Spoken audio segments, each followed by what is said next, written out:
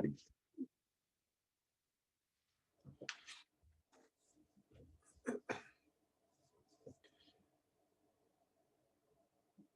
Bien, muy buenos días, estimadísima señorita y señores estudiantes. Me da muchísimo gusto realmente volvernos a encontrar para saludarlos en esta que es la última jornada de trabajo del año 2020. Para mí siempre es un verdadero privilegio. Para mí es un honor realmente trabajar con ustedes. Le estaba contando hace un momento, le decía a Mayrita que el día de hoy aposté por estar con ustedes, a tener un grado que tenía en agronomía, porque yo considero de manera particular que modestamente puedo aportar, aunque sea en una pequeña medida, ¿no?, a la formación académica de ustedes, pero sobre todo lo que más apunto y lo que más aspiro es contribuir a la formación profesional, a la formación personal de ustedes, a la formación como seres humanos. Eso realmente es lo que más me mueve. Así que para mí es un verdadero gusto, un verdadero privilegio realmente trabajar en un país donde no hay trabajo, ¿no? Mi mamá siempre, todas las mañanas me dice, nunca te olvides de agradecer porque tienes trabajito a tus estudiantes, que son la piedra angular en el proceso de enseñanza-aprendizaje. Así que bienvenidos, bienvenidas, y vamos a iniciar entonces. Voy a empezar pasando lista, ¿no? Señoritas y señores, Aguirre Viviana. Presente, ¿Cómo está, buenos Vivianita? días. Buenos días, qué gusto saludarla, bienvenida. Alvarado Yajaira. Presente, ingeniero. Buenos Yajairita, días. buenos días, qué gusto saludarla, bienvenida. Bravo Luis. Buen día, Inge, presente. ¿Cómo está, mi estimado Luis? Buenos días, qué gusto saludarlo, bienvenido. Camacho Jordi. Presente, ingeniero, buenos ¿Cómo está, mi días. estimado Jordi? Qué gusto saludarlo, bienvenido, buenos días. Cartuche David. Bueno. Celi Laura. Presente, ingeniero, buenos Hola, días. Laurita, buenos días, ¿cómo le va? Buenos días, qué gusto saludarla, bienvenida. Chamba Patricia. Presente, ingeniero, ¿Cómo buenos está, mi días. estimada Patricia? Buenos días, qué gusto saludarla, bienvenido. Chimbo Edgar. Presente, ingeniero, buenos días. ¿Cómo está, mi estimado Edgar? Buenos Presente, días, qué gusto ingeniero, buenos saludarlo, días. bienvenido. Presente, ingeniero, buenos días. Sí, Cuenca Carmen. ¿Qué pasaría con la Carmita? Cueva Joao. Ingeniero, buenos días. ¿Cómo está, mi estimado Joao? Buenos días, qué gusto saludarlo, bienvenido. Cueva Eva. Buenos días, ¿Cómo está, mi ingeniero. estimada Presente. Eva? Buenos días, qué gusto saludarla, bienvenida. Hurtado Leslie. Presente, ingeniero, ¿Cómo buenos está, mi días. estimada Leslie? Buenos días, qué gusto saludarla, bienvenida. Jiménez Talía. Presente, ingeniero, buenos ¿Cómo está, mi días. estimada Talía? Buenos días, qué gusto saludarla, bienvenida. León Mayra. Presente, ingeniero, buenos ¿Cómo días. está, Mayrita? Buenos días, qué gusto saludarla, bienvenida. Muchísimas gracias por llegar pronto, la felicito. Estuvimos conversando una conversación muy amena, felicitaciones. Merino Jonathan. Buenos días, ingeniero. ¿Cómo está, mi estimado Jonathan? Presente. Buenos días, qué gusto saludarlo, bienvenido. Ochoa Luis. Buenos días, ingeniero, ¿Cómo presente. está, mi estimado Luis? Buenos días, qué gusto saludarlo, bienvenido. Robles Ana. ¿Cómo está, Anita? Buenos días, qué gusto saludarla, bienvenida.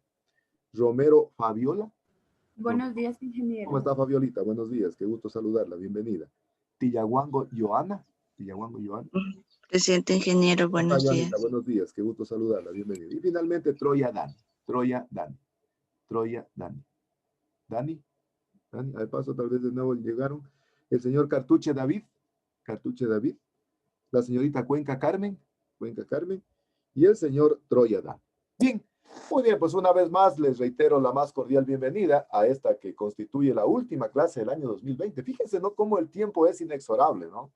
El tiempo no perdona. Algunos dicen que el tiempo es como el agua que pasa bajo un puente y que uno realmente no vuelve a repetir 2 veces, ver o bañarse bajo esa misma agua, ¿no? El tiempo es prácticamente imperdonable, avanza muy rápido, hemos pasado un año realmente rapidísimo, ¿no es cierto? Y ya nos aprestamos, mire, ya, si Dios lo permite, a vivir un nuevo año y realmente pues estamos llegando entonces todo a su término en este año, dando gracias a Dios. Y siempre lo que yo digo es circunstancial, ¿no? Fíjense, todas las cosas han llegado, han sucedido y han pasado. Bien, vamos a revisar entonces la planificación académica para este día. En este día voy a culminar la segunda parte que estaba previsto, que habíamos iniciado el día martes, relacionada con la desinfección y el cuidado del material vegetal.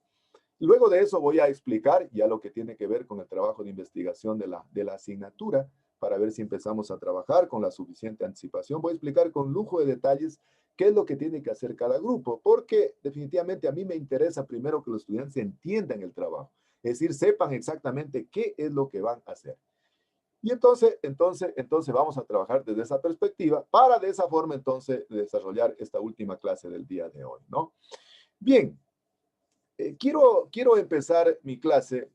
Ayer tuve un grado y ayer hablé largo sobre biología celular. Ayer hablé algo sobre tejidos, hablé algo sobre crecimiento con el graduado, y es la razón por la cual a mí no me ubican mucho en los grados, porque hay gente que no quiere que les pregunten, y a mí me encanta realmente que los estudiantes ya va a ser ingeniero, y por lo tanto tienen que saber. Y luego terminé el grado, y se me prendió el foco, y dije, voy a hacer unas preguntas introductorias el día de hoy, para que ustedes puedan motivarse un poco antes de iniciar la clase, y puedan contestar aquellas, ¿no? Entonces voy a poner algunas preguntas rapidito, antes de continuar con la clase del día martes. Voy a poner una pregunta introductoria para que ustedes me contesten, que es en base a lo que pregunté el día de ayer.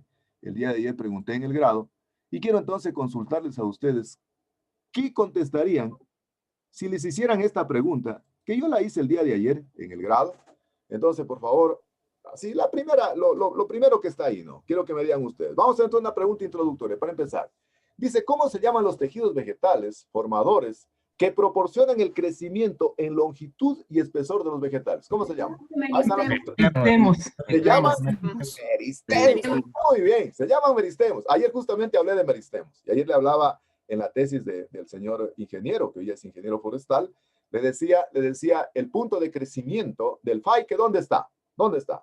Entonces, conversamos largo sobre los meristemos, y entonces le decía, los meristemos generalmente son la parte fundamental en el crecimiento de las especies vegetales, en general.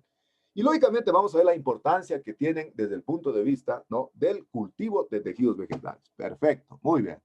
Vamos con la segunda pregunta, entre las muchas preguntas que le hice. Vamos a ver entonces otra pregunta que hice ayer en el grado y que está relacionada también con lo que estamos nosotros estudiando, ¿no? A ver, así mismo, quiero que me contesten a esta pregunta introductoria. Así mismo, lean la pregunta y me contestan. Dice, ¿cómo se llaman los tejidos vegetales formadores que proporcionan el crecimiento en longitud de los vegetales? Tienen 15 segundos. Meristemos primarios. Meristemos primarios. Muy bien, yo por eso dije, mañana mis estudiantes se la saben a dedillo, ¿eh? Y dije, mañana les pregunto a primera hora, antes de empezar mi clase, aquello. A mí siempre me gusta motivar la participación de los estudiantes para que sea interactivo, o sea, para que no sea un monólogo, no sea realmente algo que solo el profesor realmente está hablando. Y justamente ya hablamos de los meristemos primarios. Entonces le decía el FAIC, ¿cuánto está creciendo? Entonces digo que el FAIC crecía 19 centímetros más o menos en 20 años. Es decir, una tasa de crecimiento muy baja. Entonces, el crecimiento en longitud, y hablábamos, por ejemplo, ayer de las etapas de crecimiento. ¿Cuáles eran las etapas de crecimiento, a ver, de una planta? ¿Cuáles eran? Que es exactamente las mismas etapas de crecimiento de una persona. ¿Cuáles eran las etapas de crecimiento? A ver, ¿quién se acuerda? La curva de crecimiento, ¿cuáles eran? Eso le pregunté ayer también. A ver, porque ¿cuándo actúan los meristemos primarios? ¿En qué etapa? A ver, ¿quién se acuerda cuáles eran las etapas de crecimiento? Las etapas de juventud sería. Ya, tenemos primero la etapa de la juventud. Segunda etapa. Madura. Madurez. ¿Y la tercera etapa? Senectud. Senectud o vejez, ¿no es cierto? ¿Qué dicen ustedes? ¿Cuándo será? Cuando más funcionan, cuando más funcionales están los meristemos primarios. ¿En qué etapa? En la juvenil. Juvenil. En la etapa juvenil. En la etapa juvenil. Perfecto. En la etapa juvenil. Entonces, esa fue la otra pregunta. Esa fue la otra pregunta que ayer hacía. Y vamos con la otra. Con eso ya terminamos por iniciar la conferencia del día de hoy. Y entonces, esta es la otra pregunta que hice ayer y que quiero que ustedes mismos la vean y me contesten la pregunta, ¿no? Dice, ¿cómo se llaman en cambio los tejidos formadores que permiten el crecimiento en espesor o volumen de los vegetales? ¿Cómo se llaman? Meristemos secundarios o cambio. Excelente, fabuloso. Esos son mis estudiantes de sexto ciclo de la carrera de Ingeniería Forestal. Meristemos secundarios o cambio. Qué fabuloso. A mí me encanta trabajar con estudiantes así y no me arrepiento de haber dejado el grado de ahora porque tengo la posibilidad de conectarme con mis estudiantes para seguir realmente aprendiendo. Entonces le decía ayer al ingeniero, le decía, entonces el FAIC, ¿cómo está creciendo? Entonces, ¿cuándo realmente actúan los meristemos secundarios? Comienzan a actuar a partir ya de la etapa de la madurez, Y a ver, ¿quién se acuerda entre qué parte y qué parte se cuenta el cambio? A ver, incluso me había presentado El xilema y El el xilema poema. y el poema y el xilema. Muy bien, qué lindo, oiga. Me encanta a mí así. entre el floema y el xilema. Y me la había puesto él en bandeja de plata ayer en el grado. Me pone en la primera imagen una rodaja de un Faiken, una rodaja de un Faiken me les puso, y estaba claramente definido el cambium, lo que era el floema y era el xilema. Y mientras él estaba hablando, yo estaba anotando una pregunta, dije, es una pregunta de cajón, no me la puso ahí en bandeja de plata, me pone la imagen, y al final le pregunto, le digo, ¿cómo crece el Faiken? ¿En qué etapa crece el Faiken? Entonces, crece en la etapa de la madurez a través de los meristemos secundarios, que son los que permiten realmente el crecimiento en volumen. Y ese meristemo secundario se llama cambium, y por eso generalmente en cultivo de tejidos vegetales, cuando una especie vegetal es muy difícil de sanear, es muy complicado, se recurre a meristemos secundarios, porque se supone que los meristemos secundarios están exentos de plagas y enfermedades. Todavía no están unidos al sistema vascular de la planta y por lo tanto entonces están exentos de plagas y enfermedades. Y le decía a él, ¿dentro de qué parte está el cambio? Entonces está entre el floema y el xilema. Esas son las preguntas con las que quería iniciar el día de hoy la clase y lo que trabajamos entonces ayer en el grado, ¿no? Bien, vamos a continuar. Vamos a continuar entonces con la clase que había quedado el día martes, ¿no? Habíamos iniciado entonces la conversación de lo que es el cuidado y la desinfección del material vegetal. Ya habíamos hablado algo del cuidado del material vegetal y entonces nos habíamos quedado por acá en la desinfección o esterilización química del material vegetal. Cuando uno hace la esterilización del material vegetal, es decir, cuando uno hace la desinfección de los desplantes, generalmente decimos de que el desinfectante, el producto químico, lo único que hace es erradicar o eliminar microorganismos exógenos, ¿no? Es decir, microorganismos que están sobre la superficie del desplante. Si existe un microorganismo endógeno que está internamente, en la parte interna del desplante, el desinfectante no hace absolutamente nada. Entonces, para poderla poner en el glosario, la esterilización química es la erradicación o eliminación de microorganismos exógenos a través de la utilización de sustancias químicas. ¿Cuáles son las sustancias químicas que se pueden utilizar? Se puede utilizar, por ejemplo, el alcohol o etanol. Ya habíamos señalado que en el caso del alcohol de 70 es el que más se utiliza para poder esterilizar el material vegetal, ya que el alcohol de 96 es mucho más concentrado, de mayor pureza y por lo tanto puede deshidratar el tejido. Generalmente, cuando uno en cambio hace la esterilización de superficies, hace la esterilización de la mesa, del flujo laminar, o donde coloca realmente para poder hacer toda la esterilización, el material de disección, ahí se utiliza en cambio el alcohol de 96. Porque el alcohol de 70 deja una lámina de agua sobre la superficie, deja una estela de agua sobre la superficie, entonces es mejor utilizar, cuando se hace la esterilización de superficies, el alcohol de 96%. ¿Qué hace el alcohol? Fíjense, el alcohol funciona de manera análoga a lo que hace el twin. Es decir, elimina las burbujas de aire que se forman en torno al explante. Y de esa manera, entonces, el desinfectante entra en un contacto íntimo con el explante. Sin embargo, cuando se hace esterilización de frutos, ¿no? En donde las semillas son las que están contenidas internamente. Por ejemplo, hablemos por decir algo de las orquídeas. Hace unos 3 años, una estudiante de agronomía hizo una tesis en papaya, en carica papaya. Y entonces ella llevaba al laboratorio las papayas maduritas, ¿no? Entonces, ¿qué hacíamos? Ahí sí la podíamos bañar totalmente con el alcohol de 96 porque las semillas estaban protegidas. De igual manera con las orquídeas, ¿no? Hoy hay una estudiante de agronomía que está interesada en trabajar en Cattleya. Entonces yo le decía a ella, mira, si consigue frutos de Cattleya, lo que tenemos que tratar es recolectar los que estén fisiológicamente maduros. Es decir, que no se hayan abierto, pero que realmente permita desinfectar externamente la cápsula y como la semilla está interna, está protegida. Entonces ahí sí podemos utilizar un alcohol de 96%. Segunda sustancia química que se utiliza, que puede ser la lejía o hipoclorito de sodio. Este prácticamente es el producto químico que más se utiliza para la esterilización de los explantes. El cloro generalmente tiene más o menos un 10% de principio activo de cloro y se encuentra en una solución porcentaje volumen. Es decir, es una sustancia líquida. A propósito, por favor, Antes que me olvide, para el día martes 5 de enero, si Diosito así lo permite, pues un cambio de día, nomás el año, por favor, una calculadorita, porque ahí sí vamos a trabajar con las soluciones porcentaje peso y porcentaje volumen. No se olviden de llevar una calculadora ese día para hacer ejercicios.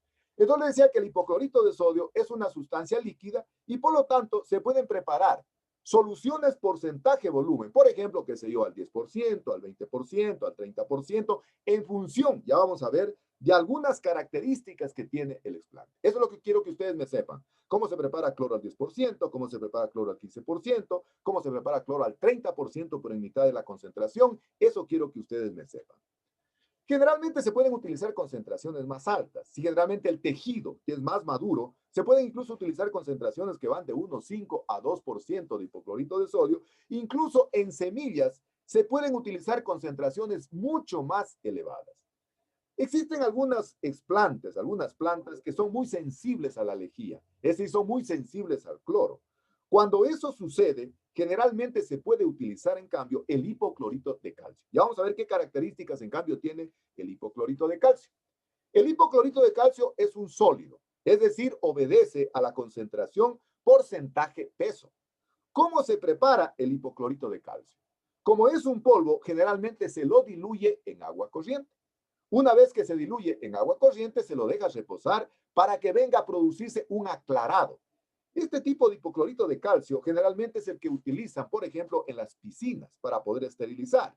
Y se pueden utilizar diferentes concentraciones, que puede ir entre 35 a 100 gramos por litro y puede ser de 5 a 30 minutos. Ya vamos a ver en función de qué se determina el tiempo y la concentración del desinfectante. Eso es de fundamental importancia y en base a estos conocimientos teóricos me van a poner en práctica todo lo relacionado en el análisis del estudio de caso que voy a explicar a continuación.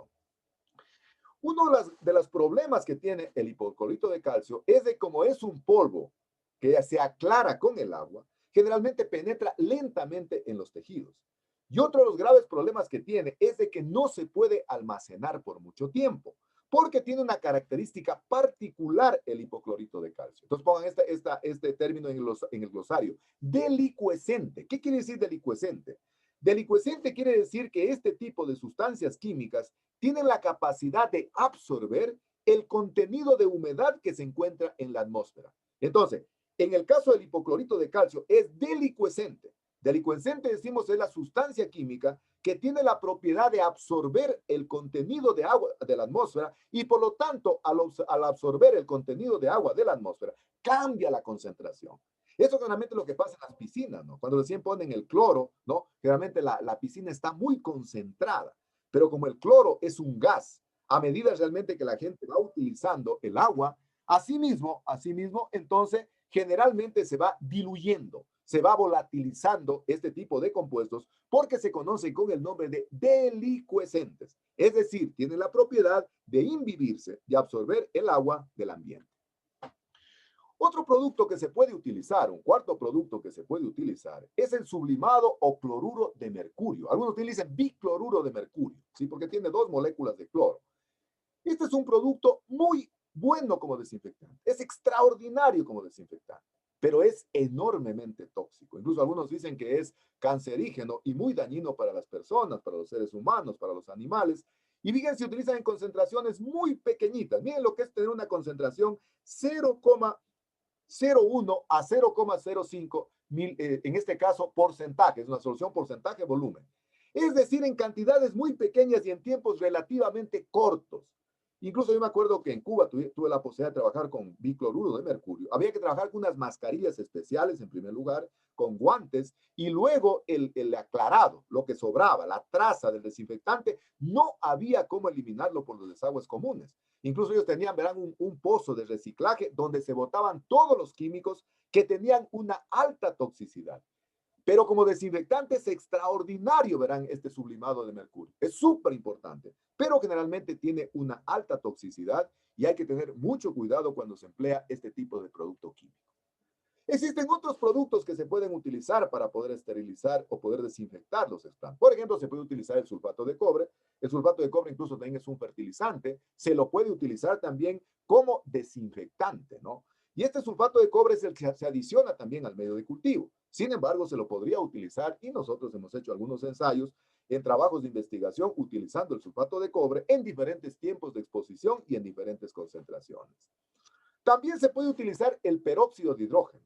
Generalmente el peróxido de hidrógeno en una concentración del 2% es lo que generalmente se conoce con el nombre del agua oxigenada, es decir, H2O2. Y esto generalmente es lo que permite la decoloración de los cuerpos, ¿no? Es la razón por la cual a veces la gente cuando quiere, no sé, hacerse algún cambio de look en su cabello, utiliza agua oxigenada y le cambia el color. El agua oxigenada produce más o menos algo similar en el explante. Es un muy buen desinfectante, especialmente para semillas, ¿no? Entonces, por ejemplo, en semillas de orquídeas, nosotros hemos utilizado mucho peróxido de hidrógeno al 2% porque permite entonces la desinfección básicamente exógena de semillas. Si uno no tiene agua oxigenada y ustedes tienen peróxido de hidrógeno, si preparan peróxido de hidrógeno al 2%, se van a evitar comprar en la farmacia el agua oxigenada. Eso generalmente es lo que hace, no sé, Tecno Austral, lo que hace Distenia, de preparar el agua oxigenada al 2%. Y existe un último producto que se puede utilizar, que es el agua de bromo. El bromo es un producto altamente tóxico, es un producto realmente que incluso se dice que es cancerígeno, asimismo y de alta peligrosidad para los seres humanos. Sin embargo, como desinfectante es extraordinario. Yo me acuerdo que en Cuba mi tutor hizo una vez una práctica con agua de bromo, pero tomando todas las medidas de bioseguridad y nos hacía un ejemplo. Yo nunca me olvido aquello. Él roció unas gotitas de agua de bromo en una franela que tenía, me acuerdo, en un mesón, me acuerdo como si fuera ahora. Roció con una piseta, roció unas gotas de agua de bromo y el agua de bromo inmediatamente la perforó a la franela. Y él decía, miren, si logran ustedes realmente, qué sé yo, inhalar aquello, eso puede producir en sus pulmones. Pero como desinfectante es extraordinariamente eficiente. ¿Cómo realmente hacer que el proceso de desinfección sea más eficaz? Como dicen en Malacat, sea más mejor. No se debe decir más mejor, pero sea más eficaz. ¿Qué hacer realmente para que el proceso de desinfección se pueda aumentar la efectividad? Primero, lavar el tejido con abundante agua corriente, con abundante agua limpia, para eliminar todas las trazas del desinfectante. Es decir, tratar de eliminar todo el desinfectante que puede haber quedado concentrado en el explante. Entonces, primera acción que se podría hacer para de esa manera, entonces, que la desinfección sea mucho más eficaz, entonces es lavar el tejido con abundante agua para eliminar las trazas del desinfectante. Segundo, podría ser colocar el material vegetal, los explantes, ligeramente, hacerles un paso por alcohol de 70% para que se eliminen las burbujas de aire. Recuerden que en torno al explante se genera una tensión superficial. Y esa tensión superficial, si no la logramos romper, generalmente puede hacer que el explante no entre en un contacto íntimo con el explante. Entonces, se utiliza generalmente el alcohol de 70 rapidito para poderlo realmente al explante hacer que se eliminen ese tipo de burbujas y se rompa la tensión superficial y ahora sí entonces proceder con el proceso de desinfección del explante. ¿Qué más se puede hacer? Se puede adicionar esta sustancia tensoactiva, que yo les decía que es el Twin 20 o Twin 80, en diferentes concentraciones, ¿no? Generalmente se ponen de 1, 3, 4 o 5 gotitas de Twin 20 o Twin 80, dependiendo de la densidad. El Twin 80 es mucho más denso que el Twin 20, y entonces lo que hace es tratar de eliminar la tensión superficial que se forma en torno al explante. Este Twin, habíamos señalado que es un agente mojante. Es decir, es un agente tensoactivo que rompe la tensión superficial y cumple la función análoga a un detergente. ¿Se acuerdan que yo les contaba el día de la práctica que cuando uno generalmente, no sé, tiene que lavar un pantalón que es un poco grueso y que Mayrita decía los jeans, ¿no es cierto? Generalmente si lo colocamos solo en agua, en una tina, el pantalón demora mucho tiempo en humedecerse. Pero si le colocamos detergente, el pantalón se va a inhibir más fácilmente en agua. Cumple una función análoga el Twin. Es decir, al romper la tensión superficial que se forma en torno al explante, entonces generalmente existe un mayor contacto entre los dos productos, ¿no? Entonces, pero si no tengo Twin en el laboratorio, porque yo me acuerdo que en Cuba el Twin lo utilizaban solo para trabajos de investigación, así a nivel de test, para prácticas no se utilizaba el Twin porque es un producto caro. ¿Pero qué hacían? Cuba decía, aquí todo se inventa, y ponían detergente. Entonces lo diluía el detergente y el detergente cumplía la función análoga del Twin. Es decir, romper la tensión superficial. Y al romper la tensión superficial, entonces existe un mayor contacto del desinfectante con el explante. Otra medida que debemos hacer, ¿no es cierto?, es tratar de agitar durante el proceso de la desinfección utilizando, por ejemplo, un plato caliente con agitador magnético. Entonces, lo que hace el agitador magnético es colocar en el interior del frasco donde están los explantes, se coloca una barra imantada. Esa barra imantada, claramente, el momento que comienza a moverse el plato caliente, tiene una centrífuga, comienza entonces a dar revoluciones en el explante. Es decir, los comienza realmente a mezclar a los explantes. Y cuando los mezcla los explantes, entonces existe la posibilidad de que puedan desinfectarse o puedan tener contacto de mejor manera, entonces, con el explante. Entonces, otra podría ser agitando durante el proceso de la desinfección de los explantes. Y finalmente, en algunos laboratorios sofisticados existen cámaras de vacío. ¿Qué son las cámaras de vacío, verdad? Las cámaras de vacío son cámaras que permiten sacar el aire o que permiten sacar el oxígeno de un recipiente. Yo me acuerdo que en Cuba tenían una cámara de vacío que se utilizaba especialmente para desinfectar, por ejemplo, explantes pequeños. Entonces, ¿qué hace la cámara de vacío? La cámara de vacío lo que hace es tratar de sacar todas las burbujas de aire del interior del recipiente y de esa manera, entonces, el desinfectante se coloca íntimamente en contacto con el explante. Entonces, también se puede hacer la desinfección utilizando, en este caso, una cámara o haciendo bajo vacío para que de esa manera exista una mejor eficacia del desinfectante. Muy bien.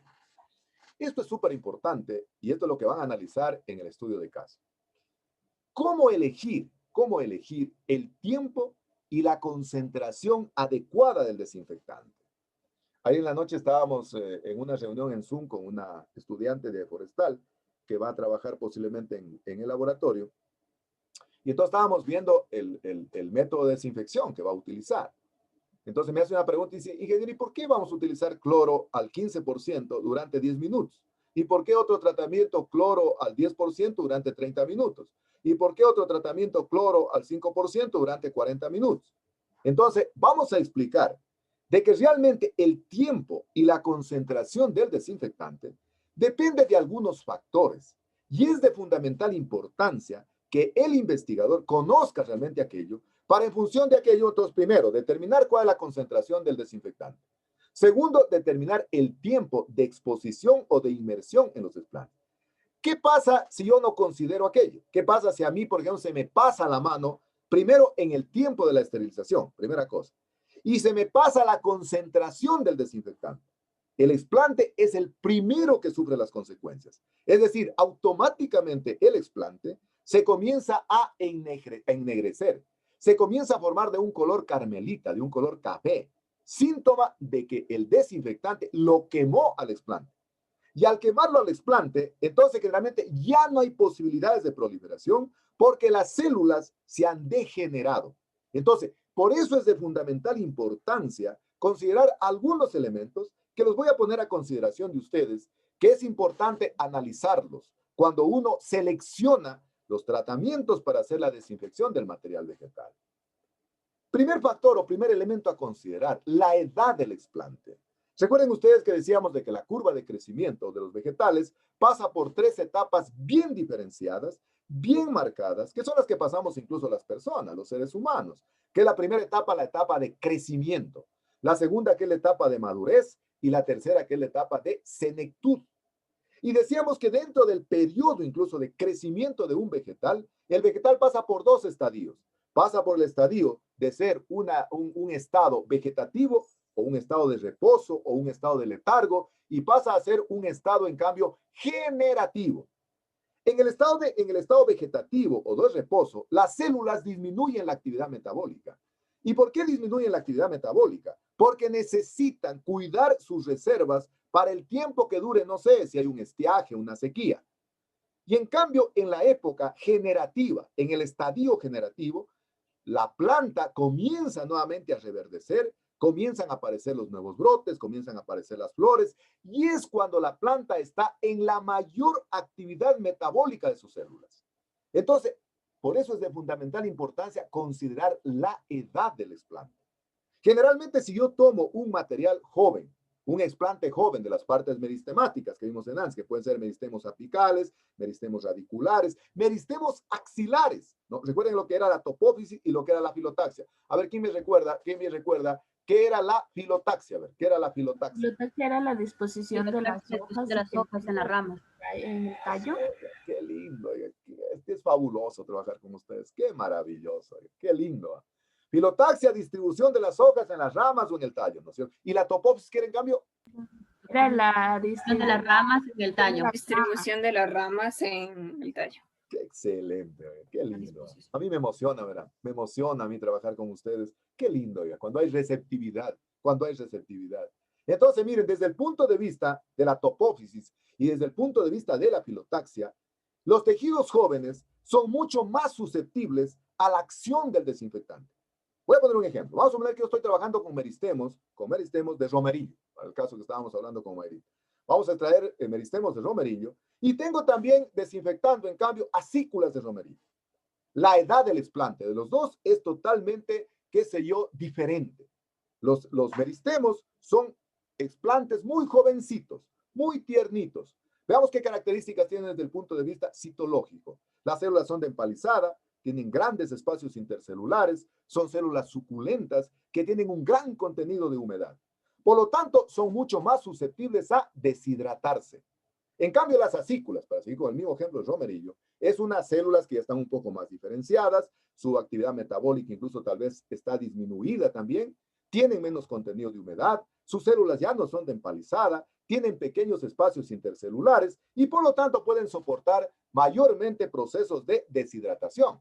Además, el aparato estomático ya ha regulado el mecanismo de abre y cierre del ostiolo. Entonces, el material joven, en el caso del ejemplo que estoy poniendo, el meristemo de romerillo, debería tener un tiempo y una concentración del desinfectante menor que en el caso de un explante maduro, que un explante que tiene mayor edad, porque las células tienen un comportamiento diferente. Entonces, primer elemento a considerar, la edad del explante. Si el explante es joven, entonces el tiempo y la concentración del desinfectante también será menor. Pero si el explante es un poquito más maduro, puedo realmente incrementar la concentración y el tiempo del desinfectante. Segundo factor a considerar, el tamaño del explante.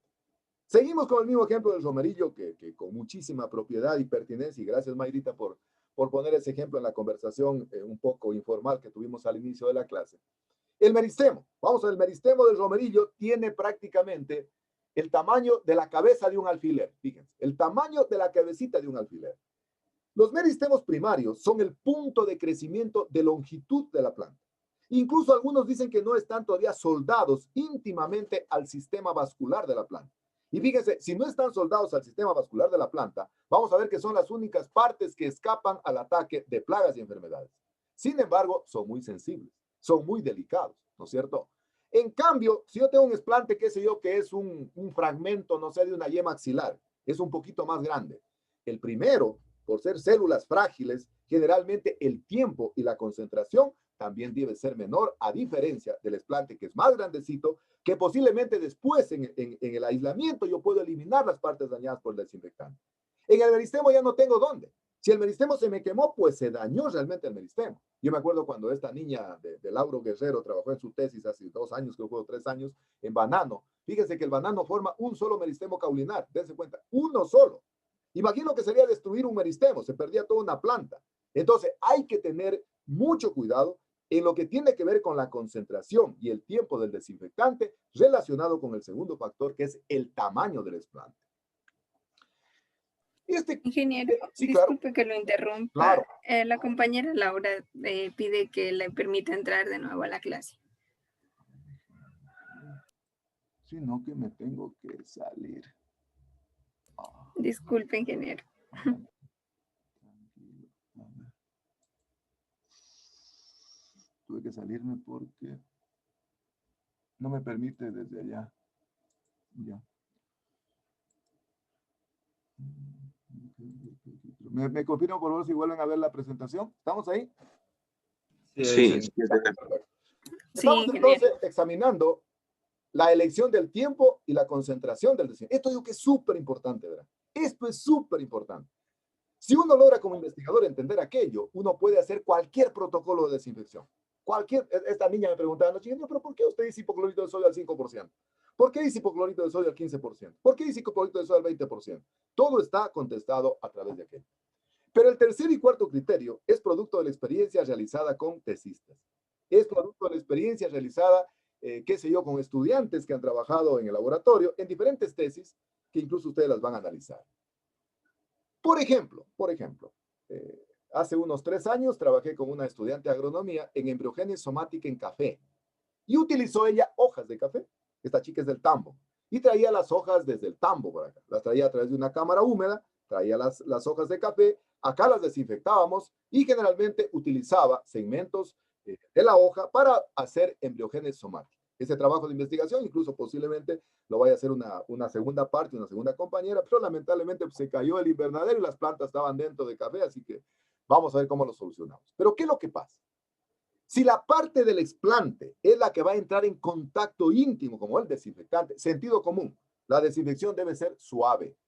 Es decir, si la hoja es la que yo voy a usar para luego sembrar después de la desinfección tiene que ser suave. Entonces, por ejemplo, si yo tengo una hoja de café, para el caso de esta niña que trabajó en embriogénesis somática en café, y le doy, por ejemplo, que si yo cloro al 5%, y le doy 50 minutos, de ley se me va a quemar la hoja. O si le pongo cloro, que se yo al 40% y le doy 30 minutos, estoy seguro que la hoja se me va a quemar. La va a quemar el desinfectante. Entonces, si la parte que yo voy a emplear, escucharán, verán, si la parte que yo voy a emplear es la que se pone en contacto íntimo con el desinfectante, entonces tiene que ser una desinfección suave. Pero si la parte que yo voy a utilizar no es la que se pone en contacto con el desinfectante, y esto lo aprendimos hace 3 años con una chica que hizo la tesis en papaya, Carica Papaya, entonces yo les contaba que ella llevaba los frutos de papaya al laboratorio. ¿Qué hacíamos? Los lavábamos a los frutos externamente, a la fruta de papaya, la lavábamos externamente, la lavábamos con cloro al 100%, fíjense, cloro al 100%. Incluso ella las dejaba a las papayas sumergidas en una solución de cloro, tapada totalmente la papaya. ¿Con qué finalidad? Con la finalidad de eliminar microorganismos exógenos a la papaya, y no nos preocupaba porque internamente la semilla de la papaya estaba protegida. Incluso ella al siguiente día llegaba, partía la papaya y sacaba, en este caso la papaya tiene un endospermo, ¿no? Un endospermo que se han visto que es una especie como de gel en donde están envueltas las semillas. La semilla estaba ilecita, es decir, estaba totalmente aséptica. Lógicamente que el fruto no había cómo comerlo, ¿verdad? Era una lástima porque había que botar toda la papaya que es tan rica porque estaba concentrada del cloro. Pero la semilla no había sufrido ningún cambio, ningún daño por el desinfectante. Exactamente pasa con orquídeas. Y esto es lo que esta niña de agronomía posiblemente haga en Catleya, utilizando frutos fisiológicamente maduros. Es decir, se coge, por ejemplo, que son frutos de Catleya, antes de que se abran, fisiológicamente maduros, se los lleva al laboratorio. Incluso, fíjense, yo he hecho ensayos que incluso se puede abrir el fruto en presencia del mechero de gas. Es decir, una vez que se desinfecte externamente el fruto con alcohol, se lo puede flamear en el mechero para que se queme la parte externa del fruto, la parte prácticamente del exocarpio que se llama, y la semilla hecha al exterior. Al momento que se abren las valvas, echa al exterior la semilla, como la semilla es dehiscente, entonces echa al exterior la semilla y esa semilla está aséptica. Estos 2 criterios son de fundamental importancia a considerar cuando se emplea o se hace una desinfección considerando el tiempo y la concentración del desinfectante.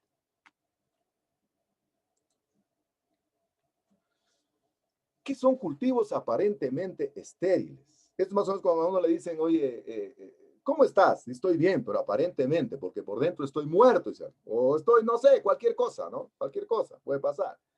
O dicen que todo el mundo vivimos de forma endógena con parásitos, ¿no es cierto? Las amebas, por ejemplo. Los cultivos aparentemente estériles suceden cuando el explante está contaminado internamente y como ustedes conocen de que el desinfectante no elimina microorganismos endógenos, entonces generalmente el explante tiene un crecimiento muy pobre, ¿no? Es decir, se nota realmente la debilidad del explante. El crecimiento es pobre, se nota una degeneración de la clorofila. Generalmente el explante tiene una cuestión clorótica, comienza a amarillarse, comienza a tomar una coloración translúcida Y básicamente porque internamente el explante tiene la presencia básicamente de bacterias. Hay unas bacterias que son del género Erwinia, ¿no? Y que este tipo de bacterias son saprófitas. A ver, ¿ustedes están estudiando plagas y enfermedades? ¿Ustedes están estudiando plagas y enfermedades ya? Sí, sí. ¿Qué es una bacteria saprófita? A ver, ¿qué es una bacteria saprófita? Saprófita, a ver. ¿O qué es saprófito? Un microorganismo saprófito, a ver.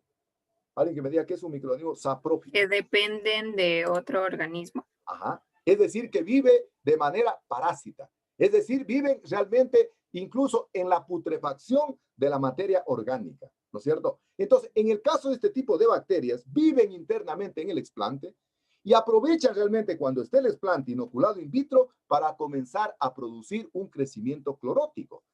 Es decir, esto generalmente se manifiesta porque el explante está creciendo posiblemente en un medio de composición química relativamente muy pobre, pero no se ve evidenciada la explosión bacteriana. Es decir, todavía no vemos la influencia del microorganismo. ¿Cuándo vemos la influencia del microorganismo? Cuando posiblemente, no sé, está en un medio de implantación y ahora pasamos al medio de proliferación. Y en el medio de proliferación le hemos adicionado vitaminas, le hemos adicionado hormonas, le hemos adicionado aminoácidos, le hemos adicionado una cantidad de compuestos orgánicos. Es decir, el medio ya tiene una composición más definida, más rico, y en ese momento, si existe una infección interna, en ese momento se pone de manifiesto. Y en ese momento entonces existe una explosión bacteriana. Incluso algunas bacterias pueden mutar, pueden cambiar, pueden transformarse, ¿no? Y de esa manera entonces, de esa manera se puede comprobar haciendo lo siguiente, ¿no? Yo puedo coger un explante aparentemente estéril, hacerle una sección, hacer una disección del tejido, inocularlo en un medio de composición rica, no sé, a más de carbohidratos, ponerle, no sé, hay dos aminoácidos, son muy importantes, que es la peptona y la tritona, se puede poner en 2 al 3%, y entonces ahí vamos a comprobar, vamos a demostrar si verdaderamente es séptico o es aséptico. Si no es aséptico, en unos pocos días comienza a aparecer sobre el explante una gran cantidad de explosión de microorganismos. Ustedes recuerden que los microorganismos se producen por micelios, Recuerden, si tenemos un microorganismo, ubiquemos una bacteria o un hongo. Los hongos, las bacterias se producen por esporas. Las esporas son los cuerpos reproductivos de este tipo de microorganismos.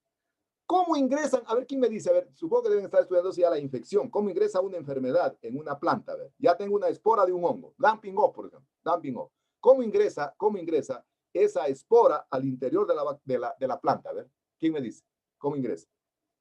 Para entender cómo ingresa realmente acá en el caso del cultivo aparentemente estéril. ¿Cómo ingresa un hongo? Vamos a un hongo. Dumping off.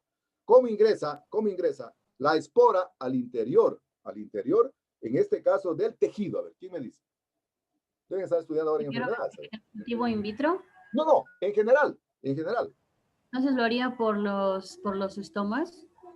Ya, puede ser por los estomas. Pero ¿cuáles son los cuerpos vegetativos que nacen de la espora? ¿Cómo se llaman? A ver, ¿cómo se llaman? Y si no tiene, póngalo en la IFA. La espora, entonces, es el cuerpo reproductivo de los microorganismos, una espora de un hongo. La espora, eso supongo que van a ver en plagas o enfermedades más adelante. La espora generalmente ingresa al interior de la planta, generando unos cuerpos vegetativos que se conocen con el nombre de hifas, con H. Entonces las hifas son los cuerpos vegetativos que utiliza la espora germinada realmente ya en este caso en la planta para ingresar al interior del sistema vascular y succionar la savia. Entonces, a través de las hifas, las esporas succionan la savia. Y el conjunto de hifas se llama micelio. Entonces, para que pongan el glosario, el conjunto de hifas se forma el micelio. Entonces, en el caso del cultivo aparentemente estéril, si no es estéril, las hifas inmediatamente comienzan a proliferar en el explante y nos hemos dado cuenta que ese ha sido entonces un cultivo aparentemente estéril. Es decir, los microorganismos estaban endógenamente camuflados, estaban en el interior del explante. Básicamente, la mayor parte de las infecciones, en este caso de cultivos aparentemente estériles, se producen por bacterias, especialmente por bacilos, ¿no? Estos bacilos, como dijimos antes, son saprófitos, es decir, viven de manera heterótrofa. Como ustedes saben que las bacterias son heterótrofas, es decir, necesitan de una fuente de carbohidratos para poder crecer y desarrollarse, ¿no? Fíjense, es la razón por la cual el virus del COVID-19 no lo pueden controlar, porque es un microorganismo que está mutando constantemente, que está cambiando constantemente. Algunos dicen incluso que la primera cepa, ayer tenía una reunión con el equipo de investigación y el ingeniero Moreno es especialista en aquello, entonces nos contaba de que la primera cepa del COVID, ahorita ya es una, no sé, creo que ya estamos por la 14ª cepa, que se ha mutado, ha cambiado y se ha vuelto mucho más resistente, ¿verdad? Mucho más resistente, porque son saprófitos. Es decir, requieren de una fuente exógena de carbohidratos para poder crecer y desarrollarse.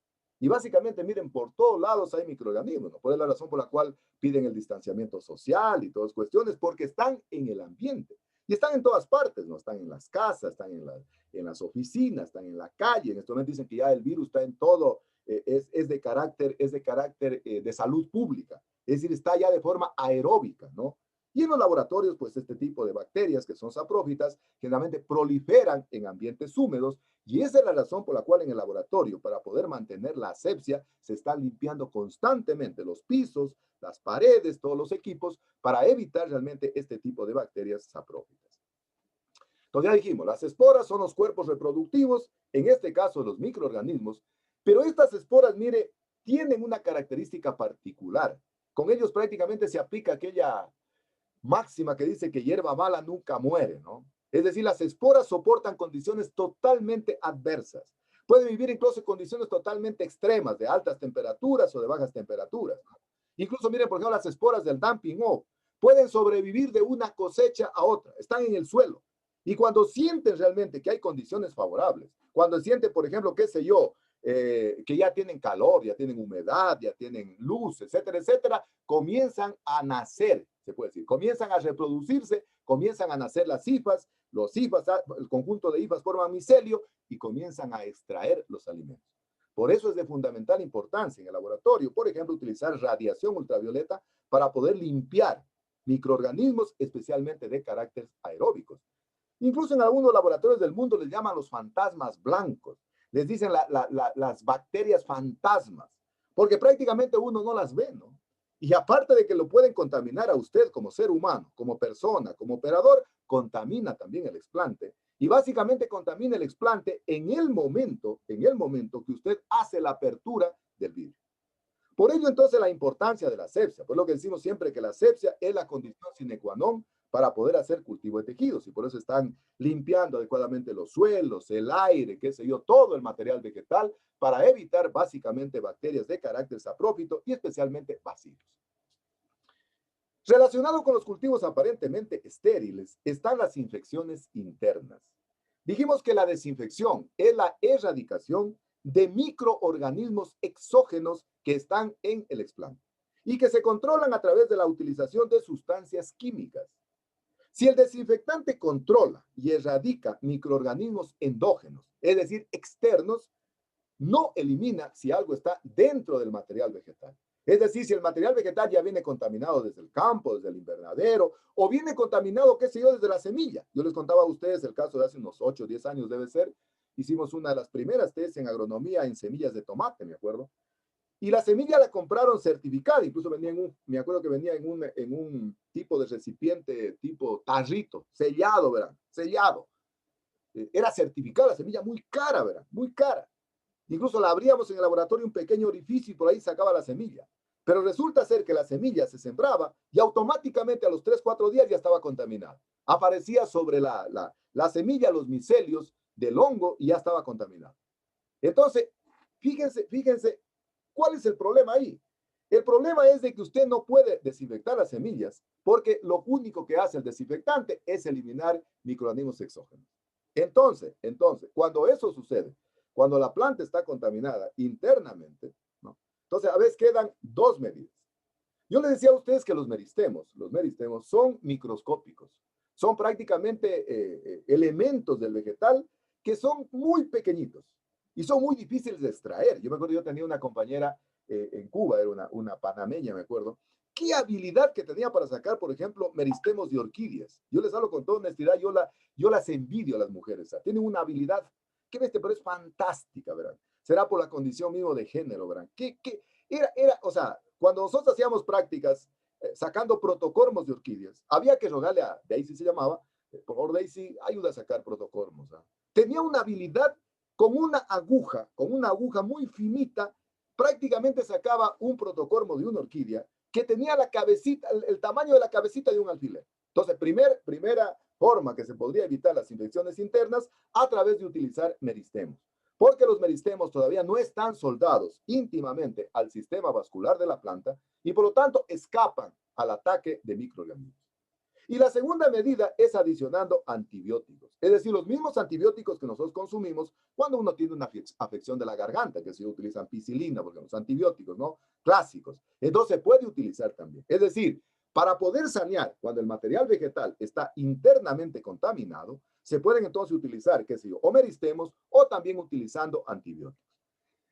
Sin embargo, las dos medidas son complicadas. Por un lado, por la dificultad que significa sacar meristemos. A nivel de laboratorio, casi la mayor cantidad de laboratoristas no les gusta trabajar con meristemos porque primero hay que tener una habilidad de cirujano para poder extraer el meristemo. Yo, por ejemplo, tengo un pulso muy inestable y muy difícil que pueda sacar un meristemo. Imposible. Pero hay gente que tiene una habilidad así, ya les cuento esta compañera, tiene una habilidad única para poder sacar meristemo. Entonces, no es prácticamente una solución que podría ser alentadora la utilización de meristemos. Pero tampoco es alentadora la utilización de antibióticos, porque ustedes saben que incluso en los seres humanos dicen, oye, yo antes me curaba con una Ampivex de 500, ahora me tomo una de 1000 y no me hace nada.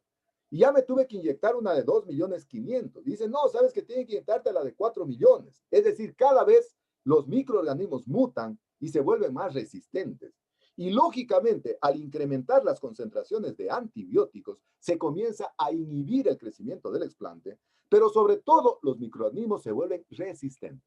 Es la razón por la cual, miren, anteriormente uno, ¿qué? Se curaba hasta con una aspirina. Uno tenía afección a la garganta, una aspirina y estaba papelito, como se llama. Pero ya no. ¿Por qué? Porque los microorganismos adquieren ese tipo de resistencia, pero sobre todo producen un efecto que se llama de fitotoxicidad. Es decir, en el interior del medio de cultivo, incluso el medio de cultivo se vuelve de un color fuerte, ¿verdad? No sé si ustedes se han dado cuenta cuando uno toma una Ampivex de 1 gramo y generalmente suda, ¿no? Le sale el olor del Ampivex. Ese olor sale en el medio de cultivo. Entonces, ni la utilización de los meristemos ni los antibióticos es alentadora para poder hacer cultivo de tejidos vegetales. Pero para saber, ¿no? ¿Qué antibióticos se pueden utilizar? Los mismos de uso humano, ¿no? Que puede ser la penicilina, acromicina, tetraciclina, todos los terminados en cina, les digo yo. Es decir, qué sé yo, todos los que se utilizan para poder curar afecciones producidas prácticamente por bacterias, ¿no? Incluso yo me acuerdo que en alguna oportunidad con el tomate utilizamos un bactericida, ¿verdad? Un bactericida, que era un producto químico, ¿no? Para poder eliminar microorganismos, ¿no? Pero cuando eso ya no funciona, entonces hay que recurrir a este tipo de antibióticos que tienen la propiedad entonces de eliminar básicamente bacterias o también bacilos. Y finalmente tenemos los cultivos simbióticos. Ayer en la TES conversábamos con el ingeniero en el grado y le decía a el FAI que si usted quiere vender la idea, si usted dice, oye, sabe que me voy al consejo provincial, me voy a la junta parroquial, me voy al municipio, me voy a la comunidad, o me voy a una ONG y les vendo la idea del FAIC. ¿Cómo vendería la idea del FAIC? Le decía yo. Entonces, el FAIC en primer lugar es una especie de uso múltiple. ¿Y por qué decimos que es una especie de uso múltiple? Porque no solo nos contentamos con tener madera, sino que puede darnos frutos, puede darnos vaina, puede darnos forraje, puede darnos sombra, pero sobre todo, le decía él, una de las características fundamentales que tienen ciertas plantas, y entre ellas las leguminosas, es de que viven en simbiosis. ¿Quién se acuerda que era la simbiosis? ¿Quién se acuerda que era la simbiosis? Cuando se unían dos organismos para ayudarse mutuamente. Qué lindo, qué hermoso. Lindo, Mayrita. Felicitaciones, fabuloso. Qué extraordinario. Me erizo, verán, me erizo. Si estuviera en persona, me viera que estoy erizado. Qué lindo, qué lindo. Fíjense, yo siempre les digo a los estudiantes, me acuerdo que una vez en agronomía les dije hace algunos años cuando daba clase anteriormente, les decía que para mí la simbiosis es como el noviazgo, verán. Pero siempre y cuando sea bueno, porque cuando no es bueno es un parasitismo. Es decir, vida mutualista, vida en común, en donde prácticamente los dos organismos sacan beneficio. Entonces, si el cultivo de tejidos, la condición sine qua non es de que tiene que ser en condiciones asépticas, ¿no? En condiciones asépticas. Y básicamente eso hizo Knudson en el año 1922. En el año 1922, Knudson hizo una germinación asimbiótica en semillas de orquídeas. ¿Cómo hizo Knudson? ¿Por qué realmente utilizó un medio de cultivo para hacer realmente la germinación asimbiótica de las orquídeas? Porque él se dio cuenta, miren, de que las orquídeas in vivo, ex vitro, germinan solo cuando viven en simbiosis con un hongo. Fíjense, dense cuenta, imagínense.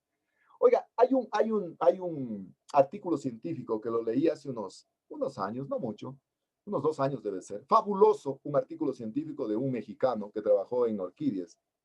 Pero es precioso ese artículo científico, es un verdadero manjar, verán. Él decía, miren, primero decía él que la naturaleza, por favor, hay que sacarnos de la cabeza algunos conceptos, hay que deconstruir algunas cosas. Él decía de que la gente dice que la naturaleza es sabia, y él decía que la naturaleza no es sabia. ¿Y saben por qué no es sabia? Porque dice que solo sabios son las personas que tienen inteligencia o tienen cerebro. Fíjense. Entonces, primera cuestión que él comienza aclarando. Dice, la naturaleza no es sabia, pero es prodigiosa. Prodigiosa. ¿Y por qué es prodigiosa? Porque nos puede proveer de recursos. Fíjense qué extraordinario aquello. ¿Cómo no leer un artículo de esa naturaleza? Primera cuestión. La naturaleza no es sabia. Entonces, no digamos, por favor, pues nunca me digan, es que la naturaleza es sabia. La naturaleza no es sabia. Solo sabios son Aristóteles, qué sé yo, los grandes filósofos que realmente son talentosos. Hay seres humanos que son talentosos, que son extraordinarios, que captan inmediatamente las cosas, que tienen un sentido común fabuloso, ¿no? Solo ellos son, entonces decimos, la naturaleza es sabia, no es sabia, es prodigiosa. Entonces dice este autor que es prodigiosa porque nos provee de recursos. Y él dice, fíjense, cuenta el asunto de las orquídeas. Dice que en el estudio que realizaron ellos en Cattleya, llegaron a determinar, fíjense, a través de métodos microscópicos, llegaron a determinar que en una cápsula de Cattleya, ¿verdad? En una cápsula de Cattleya.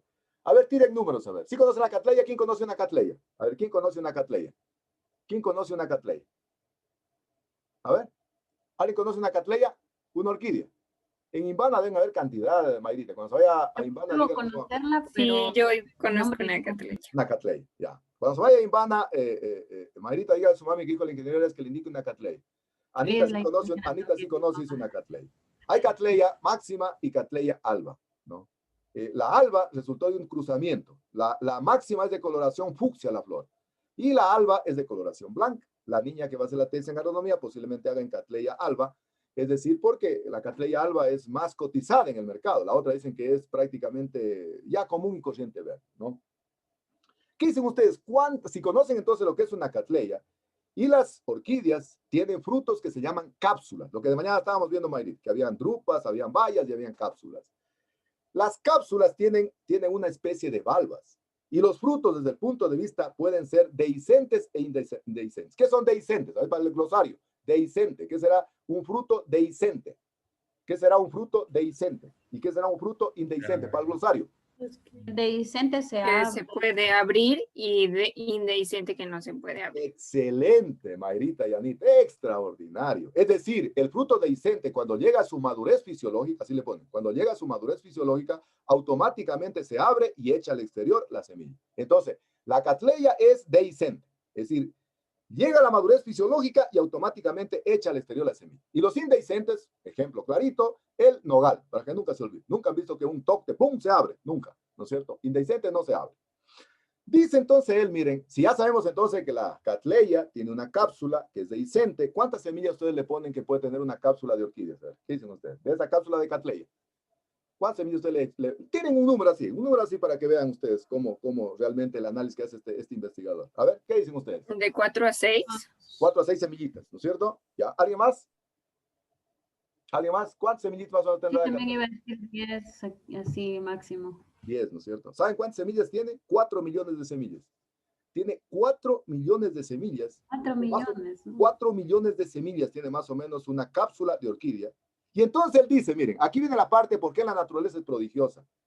Él dice, si la naturaleza fuera sabia, escucharán, y una cápsula de orquídea tiene alrededor de 4 millones de semillas, el mundo estuviera lleno de orquídeas. El mundo estuviera invadido de orquídeas. Pero como la naturaleza es prodigiosa, De esos 4 millones de orquídeas, ¿no? La orquídea más o menos tiene entre máximo un 10% de germinación. 10%, ¿verdad? Es decir, ya se va bajando la cantidad de los 4 millones a 10%. Pero aquí vienen las otras prerrogativas. La orquídea, para poder germinar, primero es epífita. ¿Qué quiere decir epífita? Epífita. Que crece sobre otras especies. Crece sobre otra especie. Y tiene una germinación, otra para el glosario, ¿verdad? Pues nada, que es epífita. Y tiene una germinación que se llama epigia. ¿Qué quiere decir germinación epigia? Hay germinación epigia e hipogia. ¿Qué será epigia? Sobre el suelo. Que puede crecer sobre el suelo. Muy bien. A ver, entonces, germinación epigia cuando las raíces salen sobre el suelo. Y germinación hipogia cuando las raíces quedan bajo el suelo. Al glosario, ¿verdad? Al glosario. Entonces, él dice que del 10%, el 10% de semillas, las que logran caer sobre una rama de un árbol son las que realmente logran germinar. Pero todavía les resta menos. Dice del 10%, solo el 1% llega a ser planta adulta porque necesitan de un hongo para poder germinar. Fíjense. O sea, de ese 100%, solo el 1% son plantas que van a quedar luego en el bosque porque realmente quedaron guindadas como epífitas, porque tienen una germinación epigia, ¿no? Y lograron germinar porque viven en simbiosis con un hongo. Entonces, ¿qué hizo Knudson? Knudson hizo una germinación asimbiótica. Digo, muy bien, señores. Las orquídeas germinan en simbiosis con un hongo. Yo voy a reemplazar, en este caso, lo que le dé el hongo, poniéndole, qué sé yo, un carbohidrato. Y eso hizo y logró hacer una germinación asimbiótica. Es decir, sin la presencia del hongo. Esa es la razón por la cual el medio de cultivo Knudson C, que así se llama, al igual que el MS, está provisto de algunos elementos minerales que permite la germinación asimbiótica de las semillas de orquídea. Entonces, ese es un cultivo asimbiótico. Pero ¿cuándo es un cultivo simbiótico? Si la característica fundamental del cultivo de tejidos vegetales es trabajar libre, exento de microorganismos, en algunos casos se puede hacer un cultivo simbiótico cuando se introduce en el interior del medio de cultivo el microorganismo con el que la planta germina en condiciones simbióticas naturales. Entonces, si hablamos de orquídeas y si la orquídea vive, qué sé yo, en simbiosis con un hongo, entonces habría que inocular en el interior del medio de cultivo el hongo para que pueda crecer o desarrollarse. Miren, eso es lo que pasa generalmente cuando se hace un vivero. Que si yo hablemos de pino. El pino vive también en simbiosis, ¿verdad? O un hongo. Y si ustedes tienen la curiosidad de escarbar la raíz de un pino, tendrán curiosidad, ¿verdad? A veces es un pino grande, van a encontrar incluso una especie de un color blanquecino, que son las hifas y el micelio del hongo, ¿no? Yo me acuerdo que un profesor nos contaba, un profesor de genética, que él había hecho su maestría en el CATI en Costa Rica y nos daba genética a nosotros. Nos decía que él cuando recién se había graduado de máster en Costa Rica y había venido al Ecuador, le habían ofrecido trabajo. En este tiempo no había Ministerio del Ambiente, había el Servicio Forestal del Ecuador, que después fue Ministerio de Agricultura y después Ministerio de Ambiente, y NEFAM luego, y luego Ministerio del Ambiente, lo que soy. Y dice que, bueno, anteriormente eran muy cotizados los posgradistas que venían del CATI de Costa Rica, y se lo contrataron en Quito, y dijeron, vea señor, usted se va a ir a Saraguro, a Carboncillo, y allá me va a ir a instalar un vivero con pino. Y dice, me dieron un saco de conos de pino para que me traslade a Saraguro a hacer el vivero. Llegué a Saraguro y habían habido un perito forestal que hacía de jefe y 2 peones que trabajaban en el vivero. Cuando yo llegué, dice, bueno, el primero del perito era mucho mayor a mí, muy jovencito estaba yo, dice. Entonces, siempre el perito se le quiere sobrar al ingeniero, ¿verdad? Tendrán cuidado aquello, eso les va a pasar en la vida profesional. Los peritos son los que impresionan, ¿verdad? Por ejemplo, si ustedes van a medir árboles, son peritos, ¿verdad? Y dicen, pero usted no sabe medir el DAP, usted no sabe medir la altura. Sí se mide. Entonces ellos son muy, ¿qué le digo? Muy suspicaces, quieren realmente impresionar. Entonces dice que llega él y se los reúne. Dice, señores, ¿saben que tenemos la orden del Servicio Nacional Forestal que tenemos que producir plantas de pino para poderlas distribuir en toda la provincia de Loja? Entonces para el perito y dice, ingeniero, imposible. Aquí hemos querido, venga para que vea, vamos para indicarle a las plantas cómo está en el vivero. Mire cómo están. No han germinado, están raquíticas. ¿Cómo vamos a hacer una cuestión? Entonces no hacían absolutamente nada. Ese era el pretexto. Entonces les dije yo, tenían, dice, un vehículo viejito, un 4x4, me acuerdo, tenía una camioneta. Le dije, señores, muy bien, mañana nos vamos a ir a una plantación que había en Pino, dice, de Pino, en Villonaco, nos vamos a ir y van a llevar costales. Entonces el perito se quedó sorprendido, pero ¿qué vamos a hacer, ingeniero? Ustedes mañana, 6 de la mañana, estamos saliendo a Villonaco a recoger aquel. Fíjense, eso le puede pasar a uno en la vida profesional, ¿verdad? Y pues siempre les cuento este tipo de cosas, porque a veces cuando uno sale a la vida profesional tiene el conocimiento, pero no tiene la experiencia, que sí tiene el perito. Fuimos a Villonaco, recogimos unos sacos de tierra que crecía debajo de las raíces del pino y fui llevando unas raíces de pino. Llegamos a Saraguro ya de regreso, hice que mezclen la tierra que trajimos de Saraguro con el sustrato que estábamos preparando para enfundar. Cogí la raíz del pino, le dije a un trabajador que la machaque, la ponga en una regadera y cuando ya sembramos toda la planta de pino, la rociamos con el agua. ¿Qué estaba haciendo? A ver, ¿qué estaba haciendo? ¿Qué estaba haciendo? ¿Quién me dice? Dándole el hongo que vive en el pino. Perfecto. Vivianita. Haciendo cultivo simbiótico. Haciendo la inoculación del hongo. Entonces dice que el perito se le reía. ¿Qué es pasar el tiempo, hombre? Más habernos ido tan lejos y todo, se va a perder absolutamente todo. 15 días y todas las plantas estaban germinadas. Todas las plantas estaban germinadas. El perito dice, en ese momento recobré la autoridad, pero en base al conocimiento. En ese momento el tipo me comenzó a respetar a mí y alguna vez me pregunté, ¿y qué hizo usted? Él no iba a entender que lo que estaba haciendo es lo que me dicen ustedes. Estaba inoculando el hongo en el sustrato. En algunos casos, en los medios de cultivo, se puede hacer cultivo simbiótico. Igual cosa pasa en las leguminosas, que les contaba ayer el caso del faique, el caso de la guava, el caso del guato, ¿no?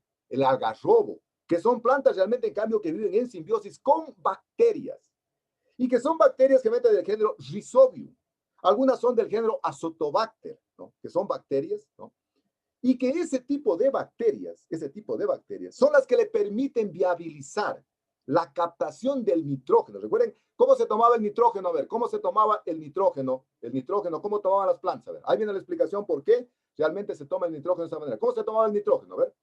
Iones. ¿Iones de qué? ¿Iones de qué? Amoníaco. No, amoníaco. No amoníaco. Amonio. Amonio. ¿Y qué más? Nitrito. No, nitrito no, el nitrito es un veneno. ¿Nitrato? Nitrato. Es.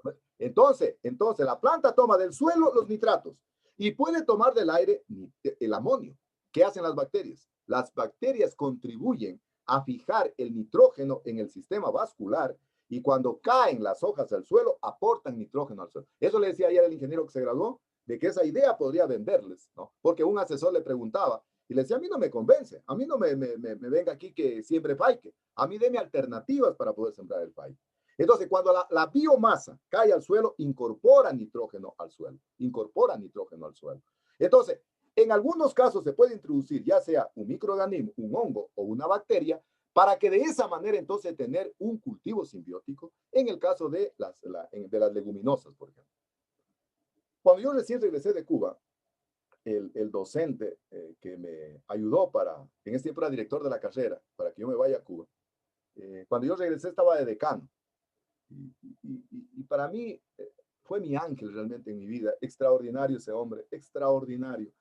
Un hombre con una generosidad y un corazón, pero él no sabía de lo que es egoísmo, ese tipo de cosas. Y cuando yo regreso, él estaba de decano. Lamentablemente, Diosito se lo llevó, pero debe estar en uno de los mejores lugares, porque era un hombre extraordinario, hizo cosas maravillosas por la carrera. Fue uno de los fundadores de la carrera de ingeniería forestal. Extraordinario el tipo. Y cuando yo regreso a Cuba, entonces yo había estudiado y vengo acá y no había laboratorio. Y le digo, me fui a hacer presente, bueno, ¿qué tal le fue? Ingeniero, yo estoy acá, pero estoy preocupado. Tengo una cantidad de ideas en mi cabeza con todas las locuras que yo siempre tengo.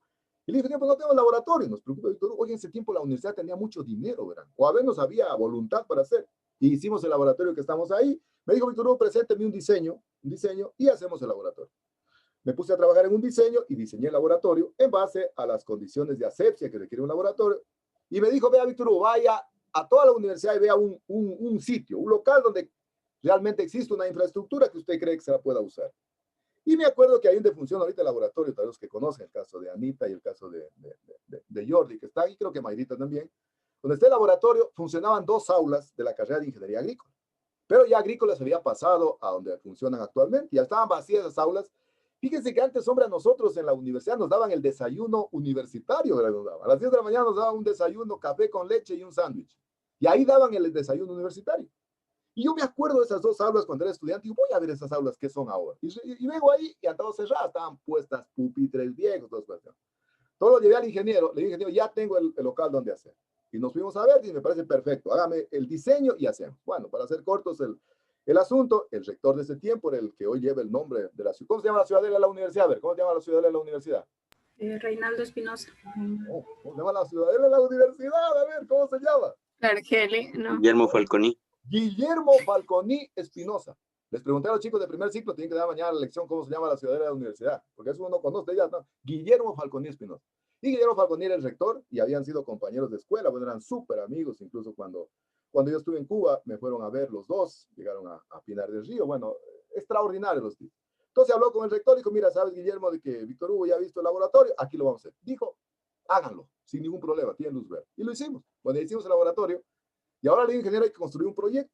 Y el primer proyecto que construimos, el primer proyecto que diseñé, fue un proyecto en micropropagación de orquídeas.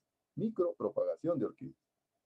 Y me acuerdo, el ingeniero nos daba todas las facilidades como decano, incluso nos daba el cargo del decanato que tenía, en el que él transitaba, y nos fuimos a recolectar, me acuerdo, las plantas de orquídeas en un sitio de Vilcabamba llamado Santoro, me acuerdo. Y ahí trajimos las plantas, Trajimos plantas, trajimos cápsulas, ¿no? Y entonces comenzamos a sembrar, y no germinaba absolutamente nada. Entonces, trabajaba yo con una compañera que ya se jubiló, y me dice, oye, Víctor, no germina. Le digo, falta inocular el hongo. ¿Y cómo vamos a inocular el hongo? Vamos a tratar de reemplazar lo que dice Nutso, es decir, lo que hace el hongo, poniéndole un carbohidrato. Pusimos el carbohidrato, nos costó trabajo, ¿verdad? Yo creo que siquiera pasamos 1 año y medio sin tener absolutamente ninguna planta germinada. Yo me acuerdo que incluso en ese tiempo, yo tenía, no sé, 1 año creo en el proyecto ya trabajando. En ese tiempo, así como aprobó el CENESIT, había el CONUEP. El CONUEP nos aprobaba los proyectos. Y hubo un seminario internacional de micropropagación en Machala, en la Universidad Técnica de Machala. Y entonces el ingeniero que era el decano me dice, Víctor Hugo, váyase a Machala y ponga los resultados de nuestro trabajo. Y no tenía, le dije, pues no tenemos resultados, solo tenemos de desinfección, pero no tenemos, creo que habían 2 plantitas germinadas, no importa, vaya. Yo con él aprendí de que la investigación es el arte de acertar y de errar. Ese fue mi maestro, él me enseñó aquello. Dijo, Víctor Hugo, la investigación no siempre es para ganar. No siempre es para triunfar, no siempre es para tener. Váyase. Me dio la universidad todas las facilidades, fui a dar una conferencia en la Universidad Técnica de Machala. Chuta, qué bestia, qué tiempo, ¿sabes? Era un niño todavía ahí. Bueno, todavía hace siglos tiene aquel. Oiga, di la conferencia y prácticamente creo que en ese tiempo no había diapositivas, no había PowerPoint, todo había que hacer en láminas de acetato, ¿verdad? Láminas de acetato. Y eso porque el decano me permitió realmente hacer láminas de acetato que nos dieron ahí todos. Pues. Ahí no había proyector, pues digo que ahora es una maravilla el PowerPoint, hombre. Es una maravilla, si no aprovechan aquello, todo había que hacerlo así a mano, ¿verdad? Cuando expongo aquello, y prácticamente no tenía ningún resultado. Pero al siguiente día había una chica de la Universidad Politécnica de Guayaquil que presentaba un estudio, así mismo en orquídeas.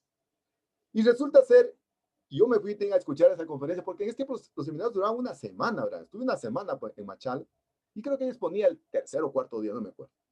Y expone una lámina, fíjese, se había dado el modo ella, de cómo en esa lámina de acetato hacer una figura de una cantidad de orquídeas, pero era como césped en el interior de un frasco. Yo me quedé loco. Yo dije, yo tengo que hablar con esa señorita y preguntarle qué hizo para tener aquello. Terminó la conferencia de ella, en el receso, en el café, me acerqué a saludarla. Le digo, mire, mi nombre es Víctor Hugo Guamán, yo soy docente de la carrera de Ingeniería Forestal, tenía poquitito tiempo todavía, creo que no tenía ni medio año de profesor. Y le digo, trabajo en orquídeas, pero me pareció fabuloso su trabajo. La felicito, extraordinario. Le digo, pero, disculpa, le digo, si me puede decir, porque hay muchos biotecnólogos que no cuentan el secreto, siempre tienen un as bajo la manga. Le digo, disculpe, ¿me podría decir cuál es el kit para tener esa cantidad de plantas que tiene? ¿Y sabe lo que me dijo? Me dijo, ingeniero, sabe que no es todavía lo real. Eso es lo que queremos llegar a hacer. Es un dibujo de una proyección que tenemos. No tenemos absolutamente nada. Alternativa, entonces, hacer cultivo simbiótico. Y luego de esa idea que esta señorita me dio, hicimos cultivo simbiótico y hoy germinan las orquídeas a través de la metodología Knudsen como verdaderos centros. Conclusión final, entonces. Para poder tener éxito en el cultivo de tejidos vegetales, así como hemos preparado un buen medio de cultivo, hemos cogido bien la concentración hormonal, las vitaminas, los reguladores de crecimiento, los aminoácidos, hemos hecho una buena esterilización de la vidriería, del medio de cultivo, la desinfección es de fundamental importancia para lograr la implantación de los tejidos. Muy bien. Hasta ahí entonces, no sé si ustedes tienen alguna pregunta que tengan al respecto. ¿Alguna pregunta? ¿Está claro? Sí. Muy bien. Vamos entonces. Lo que pasa es que con la salida que tuve, se me daña toda mi programación. Ya, ahí está. Vamos entonces a ver.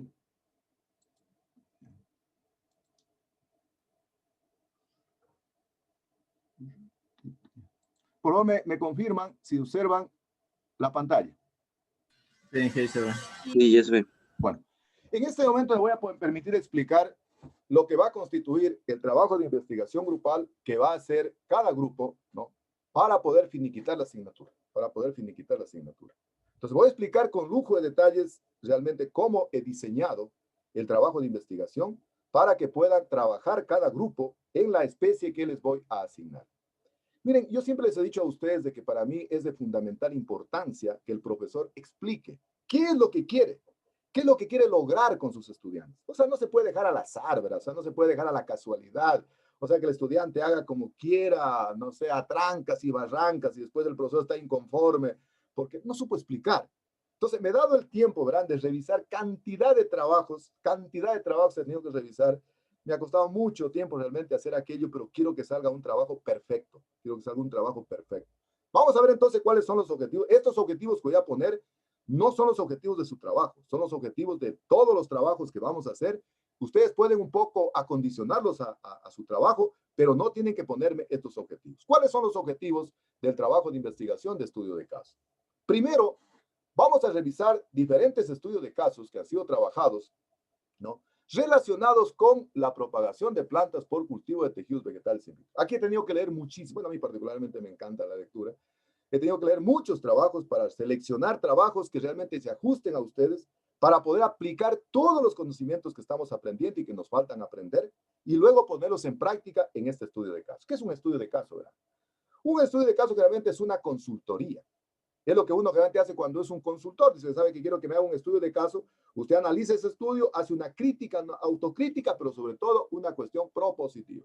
Entonces, el segundo objetivo es de que una vez que hemos revisado el caso, hay que analizar el estudio de caso y he planteado en diferentes fases de propagación. Es decir, para que todos tenemos la posibilidad de poder escuchar el trabajo que yo no hice, ¿no? Y sobre todo, quiero que ustedes me presenten propuestas técnicas. Es decir, un análisis crítico, autocrítico y propositivo. Es decir, por decir algo, las concentraciones hormonales, considero que en este trabajo no funcionaron porque la auxina que sí estuvo en muy bajas concentraciones o estuvo en muy altas concentraciones y por eso formó callo. Así tiene que ser, ¿verdad? Y luego, el tercer objetivo es generar este espacio aquí en el aula virtual, en ese respeto y en ese marco de la consideración y el cariño que nos tenemos todos, para de alguna manera hacer un análisis y discusión sobre la importancia que tiene el cultivo de tejidos vegetales. Todos los casos no los he revisado, sí que los sé toditos, no pueden engañarme, toditos los he revisado. Además he sido director de test casi de todos ellos, pero he tenido que revisarlos para que todos realmente puedan hacer su trabajo de la mejor manera. Es decir, yo ya hice casi el 50% del trabajo por ustedes. Ya está seleccionado el trabajo, no tienen que seleccionar, porque la otra dice, vayan, consulten. Cuando uno dice, vayan, consulten, a uno se le arma el mundo, se le cae encima. Entonces, esos son los objetivos del trabajo de investigación. No son los objetivos para su trabajo. Pueden articularlos, sí, pero estos son los objetivos generales. ¿Cuáles son los trabajos que he seleccionado para cada grupo? Es decir, sobre qué estudio de caso va a trabajar cada grupo. Es como si esto fuera una consultoría, ¿no? Como una consultoría. Entonces, el grupo 1 va a trabajar en el análisis procesos biotecnológicos para la propagación in vitro de Cinchona officinalis a partir de diferentes fuentes de material vegetal. Aquí, ustedes van a encontrar, vamos a empezar por todas las fases. Aquí empieza desde la germinación.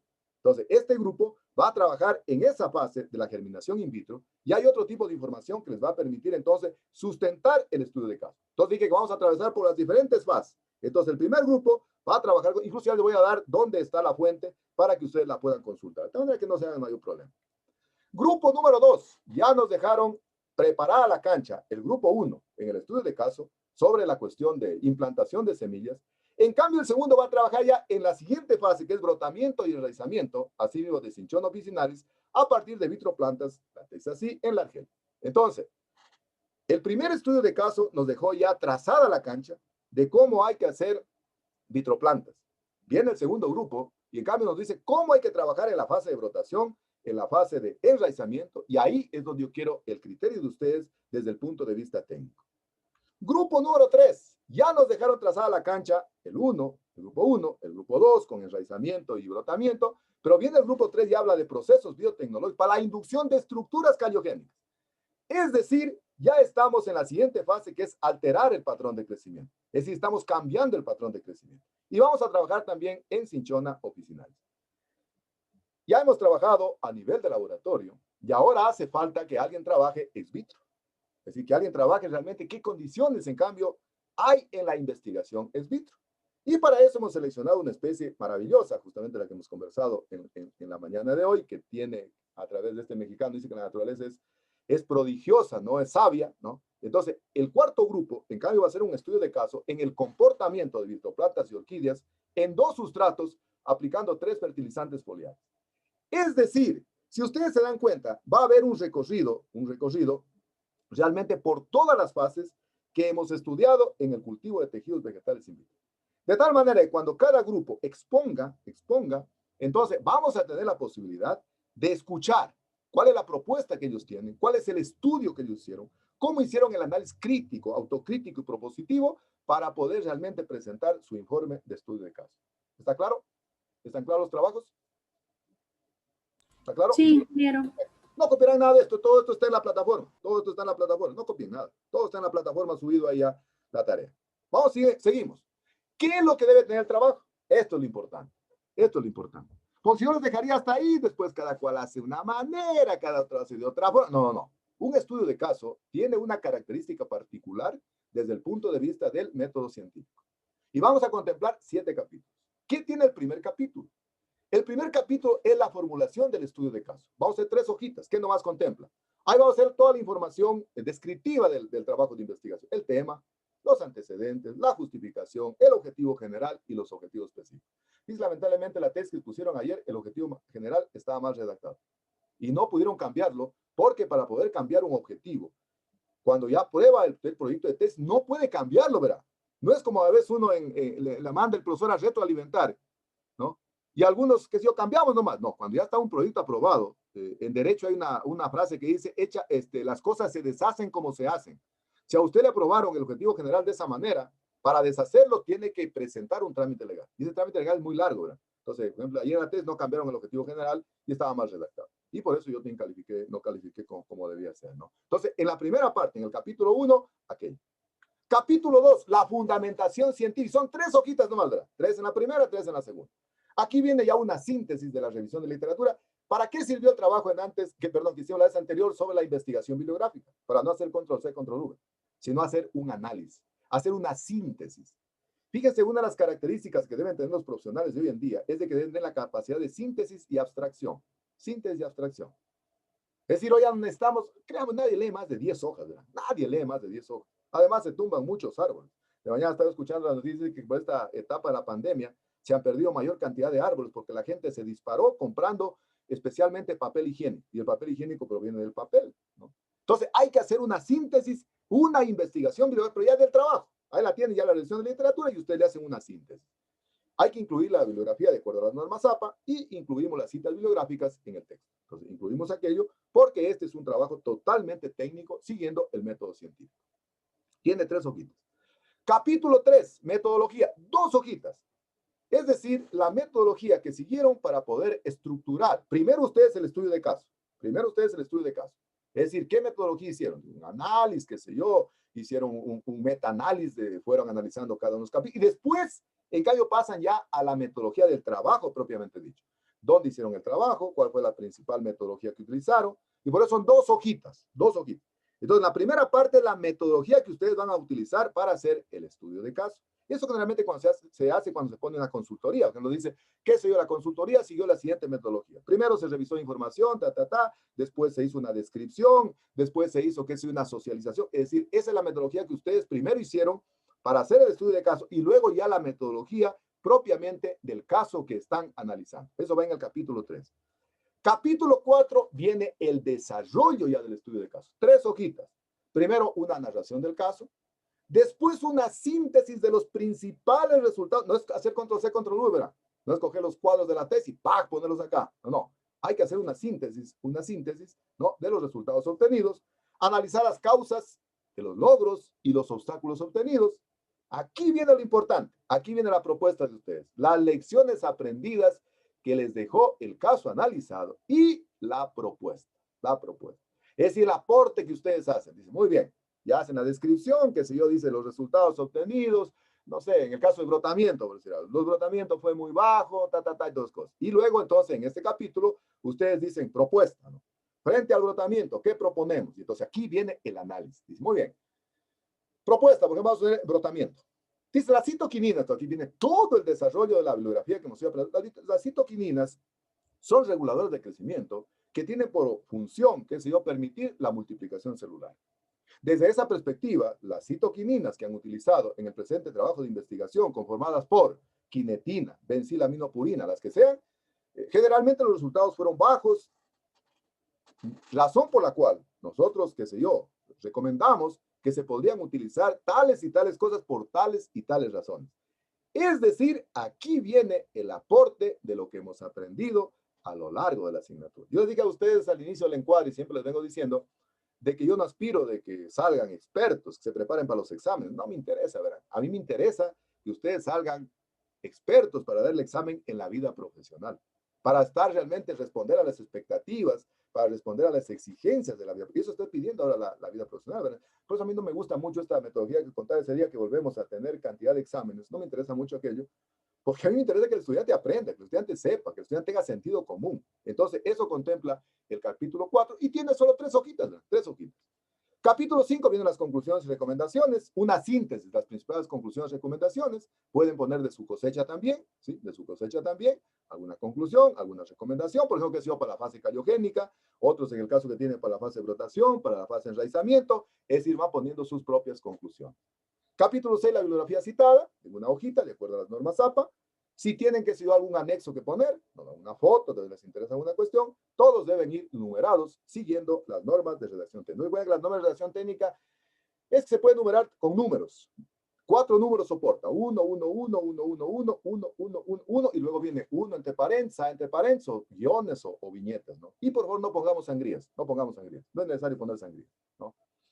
Todos los títulos tienen que estar numerados, ¿no? Y tiene que haber entonces una correspondencia entre los títulos, los subtítulos y lo que voy presentando en cada tema. ¿Cuándo hay que presentar? Mañana no. Tiene que ser todo con planificación y orden. También molesta cuando todos piden para mañana. ¿Cuándo vamos a hacer? Primero es de carácter grupal. Hay que presentarlo solo en digital, en Word y PowerPoint. Sí, hay que hacer una presentación. Ahora sí ya. Esa va a ser la exposición maestra, ¿verdad? Y con esa hay que apuntar a llegar a saltar 2 metros, ¿verdad? Esa es la graduación de ustedes. Ahí va a estar la graduación. Ese día la exposición va a ser la graduación de ustedes. Y van a ver cómo va a ser la exposición, ¿verdad? La exposición va a ser diferente. Ya la exposición va a ser sui generis. Ya no va a ser así que viene. Yo soy del grupo 1. No. Y pero hay que ponerle algún aditamento en la vida. Hay que emocionarse, ¿no? La capacidad de emoción. Pero lógicamente para eso necesitamos concitar a lo largo de todo el trayecto la motivación, que es de fundamental importancia. Entonces, la exposición va a tener alguna particularidad. Vale 4 puntos y constituye el examen de la última prueba. Así que para mí eso vale, ¿eh? Así que yo no les voy a tomar otro examen. Pero si quieren, les tomo otro examen para cumplir con el requisito. Ahí vemos cómo hacemos. ¿Están de acuerdo que valga la prueba número 4 o no? Sí. No, sí, estamos de acuerdo. ¿Están de acuerdo todos? Pero todos, ¿sabes? ¿No están de acuerdo? Si solo está de acuerdo Jordi y Leli, les tomo examen. A contar 3. 1, 2, examen. ¿Están de acuerdo o no? Sí. Sí, quiero. Ya. A viva voz. ¿Todos están de acuerdo que sea la prueba número 4? La exposición hay que hacerla al azar por 2 puntos. Y el trabajito tiene de 10 a 15 hojas ya pasadas a limpio. No se trata de copiar lo que está en el documento. Eso generalmente, créame lo que eso es el mayor problema que hay en la universidad. El cuello de botella que hay en la universidad es que el estudiante se acostumbró a hacer control C, control V, y en la vida profesional no pueden hacer. Los chicos ahorita me están consultando casi toditos los días, los de noveno ciclo, que están haciendo la justificación y la metodología. Y que realmente algunos verán, por eso los foros importantes, no pueden escribir 10 líneas, ¿verdad? No pueden escribir 10 líneas. ¿Por qué? Porque todos lo contestan, ok, sí, no, una carita, no, la gente se olvidó de escribir. Entonces, el objetivo tiene los foros que aprendan a escribir. Entonces, aquí vamos a aplicar todo, de 10 a 15 horas. Pero aquí viene la exposición. Miren la exposición cómo va a ser. Va a ser fantástica la exposición. Todos tienen que presentar el trabajo el martes 2 de febrero del 21, ¿verdad? No vengan a decir que ya tenemos trabajo para el otro año. 2 de febrero, oiga, cerquita el carnaval ya y cerquita el Día del Amor y la Amistad. Lejísimo está, 2 de febrero de 2021. Planificación y orden. O sea, no es para la primera semana de enero. No, nada de eso. Nada de eso. Todos tienen que presentar en la plataforma. Todos, verán. Todos. Tienen que presentar el 2 de febrero del 2021. Cada uno solo le ponen el nombre del grupo. Grupo 1, grupo 2, grupo 3, grupo 4. Suben los 2 archivos y lo presentan hasta el martes. Pero las exposiciones van a ser diferenciadas. Aquí va a estar chévere las exposiciones. El grupo 1 y 2 expone el martes 2 de febrero del 2021. Grupo 1 y 2 expone el martes 2 de febrero del 2021. Y el grupo 3 y 4 expone, en cambio, el jueves 4 de febrero del 2021. Pero todos, verán, tomarán en cuenta, todos van a presentar en la plataforma el martes 2 de febrero. No se descuidarán. Es cosa que el grupo 3 y 4 diga, nosotros nos toca presentar el trabajo el 4 y lo van a subir. Cuando suben el 4, ya no hay la plataforma. Ya cerraron la plataforma. Entonces, atención. ¿Sí están poniendo atención, verán? ¿Están poniendo atención? Sí. ¿Sí? ¿Está claro todos? Perfecto. Entonces, en 2 días vamos a hacer el... Va a ser como el seminario de tesis. Este va a ser el preámbulo. Va a ser el abreboca de lo que va a ser su tesis. Va a ser su tesis. Entonces, este va a ser el preámbulo de lo que va a ser su... Además, ustedes recuerden que el próximo año terminan séptimo, termina ya sexto, empieza séptimo y le comienzan a dar una entrada a octavo, ya verán. Está cerquita. Entonces, 2 fechas para la exposición. Martes 2 de febrero el grupo 1 y 2 y jueves 4 de febrero el grupo 3 y 4. Aquí están los trabajos de investigación. Ya está incluso para cada grupo trabajo. Grupo 1, ¿qué trabajo va a tener? De un ingeniero forestal, del ingeniero Nelson Ramiro Lima, que está en el repositorio de la universidad y que tiene el título Propagación Biotecnológica para la propagación in vitro de cinchonopsinales, que ha sido a partir de diferentes fuentes de material vegetal. El grupo número 2 va a trabajar, en cambio, en una tesis de una ingeniera agrónoma que trabajó en cinchona y trabajó entonces ella en la fase de brotamiento y relanzamiento. Melania Chamba se llama esta chica. El grupo número 3 va a trabajar, en cambio, en cayogenes. Y este es un trabajo maravilloso. Es un trabajo que hizo Karina, que es extraordinario ese trabajo. Ese es el trabajo referente. Yo diría que es la estrella, verán, del proyecto. Es un trabajo fabuloso que esta chica hizo. Muy importante. Es la razón por la cual está ubicada en un sitial de trabajo extraordinario ahora. Es un trabajo maravilloso. Y entonces van a revisar el de ella. Y en cambio el grupo 4 necesitamos adaptación y vamos a trabajar en estas plantas maravillosas como son las orquídeas. Y ahí trabajó en cambio un chico que es ingeniero agrónomo, que es César Augusto Bueno. Entonces, esos trabajos, todos esos trabajos están en el repositorio para que los puedan consultar, para que los puedan leer, para que los puedan revisar. Y de esa manera entonces vamos a trabajar entonces en el estudio de caso. Cada cual ya tiene entonces su trabajo de investigación asignado. Es el trabajo que yo me he dado de revisarlo previamente y no decirles en este momento, ya consulten a trancas y barrancas. No. Todo tiene que estar fríamente calculado, planificado y ordenado. ¿Está claro? ¿Está claro? Ingeniero. Bien. Bueno, aquí está la bibliografía, aparte de las tesis. Ahí están las tesis de los trabajos de investigación que van a servir para poderlas consultar. Bueno, ahora que todo está en digital, ¿verdad?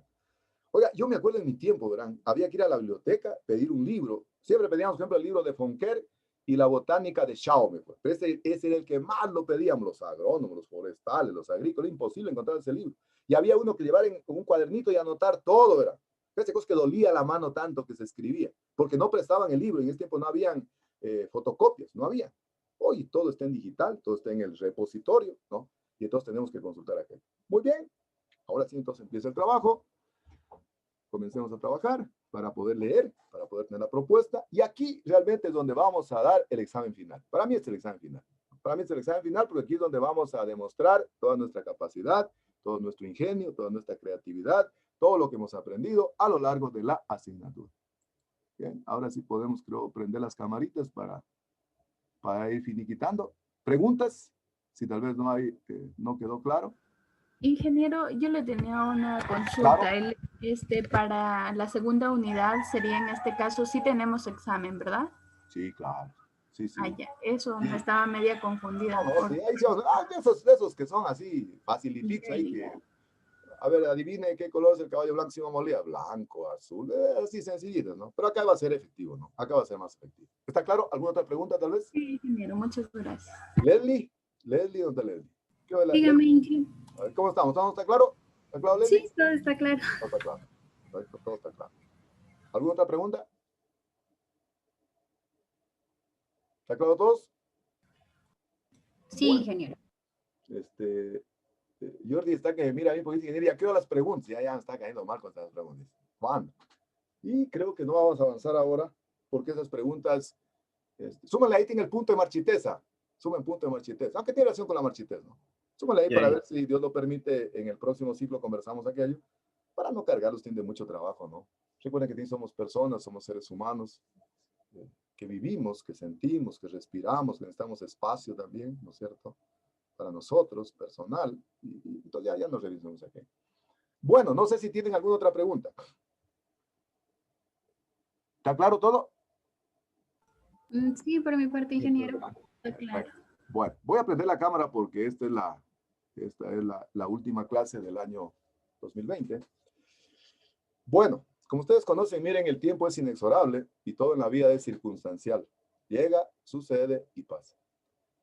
Y quisiera aprovechar de que es el último espacio de clases, primero para agradecerles por permitirme trabajar con ustedes. Yo pienso que soy un bendecido por Diosito de tener estudiantes maravillosos como son ustedes, de tener seres humanos extraordinarios, de tener estudiantes realmente motivados. Y eso definitivamente para mí es algo súper importante en mi vida. Yo amo la docencia. Para mí la docencia es parte de mi vida. Si Dios me volviera a dar la oportunidad de vivir, quisiera volver a ser docente. Porque tengo la posibilidad de conectarme con seres humanos y contribuir a su formación profesional modestamente, pero sobre todo aportar a la formación personal, al crecimiento integral de ustedes, apuntando a ser personas extraordinarias. Por ello, realmente quiero agradecerles a ustedes de lo más profundo de mi corazón por haberme permitido trabajar con ustedes. Y quiero manifestarles lo que les dije el primer día del encuadre. Espero realmente haber estado a la altura de lo que ustedes exigen, a la altura de lo que ustedes requieren. Todos los días me preparo de la mejor manera para poner todo mi contingente, toda mi capacidad, volcarla para que ustedes realmente lo puedan asimilar, para que ustedes lo puedan comprender. Espero y aspiro realmente haber estado a la altura de las circunstancias, de lo que ustedes requieren, de lo que ustedes desean, de lo que ustedes realmente aspiran como futuros ingenieros e ingenieras forestales.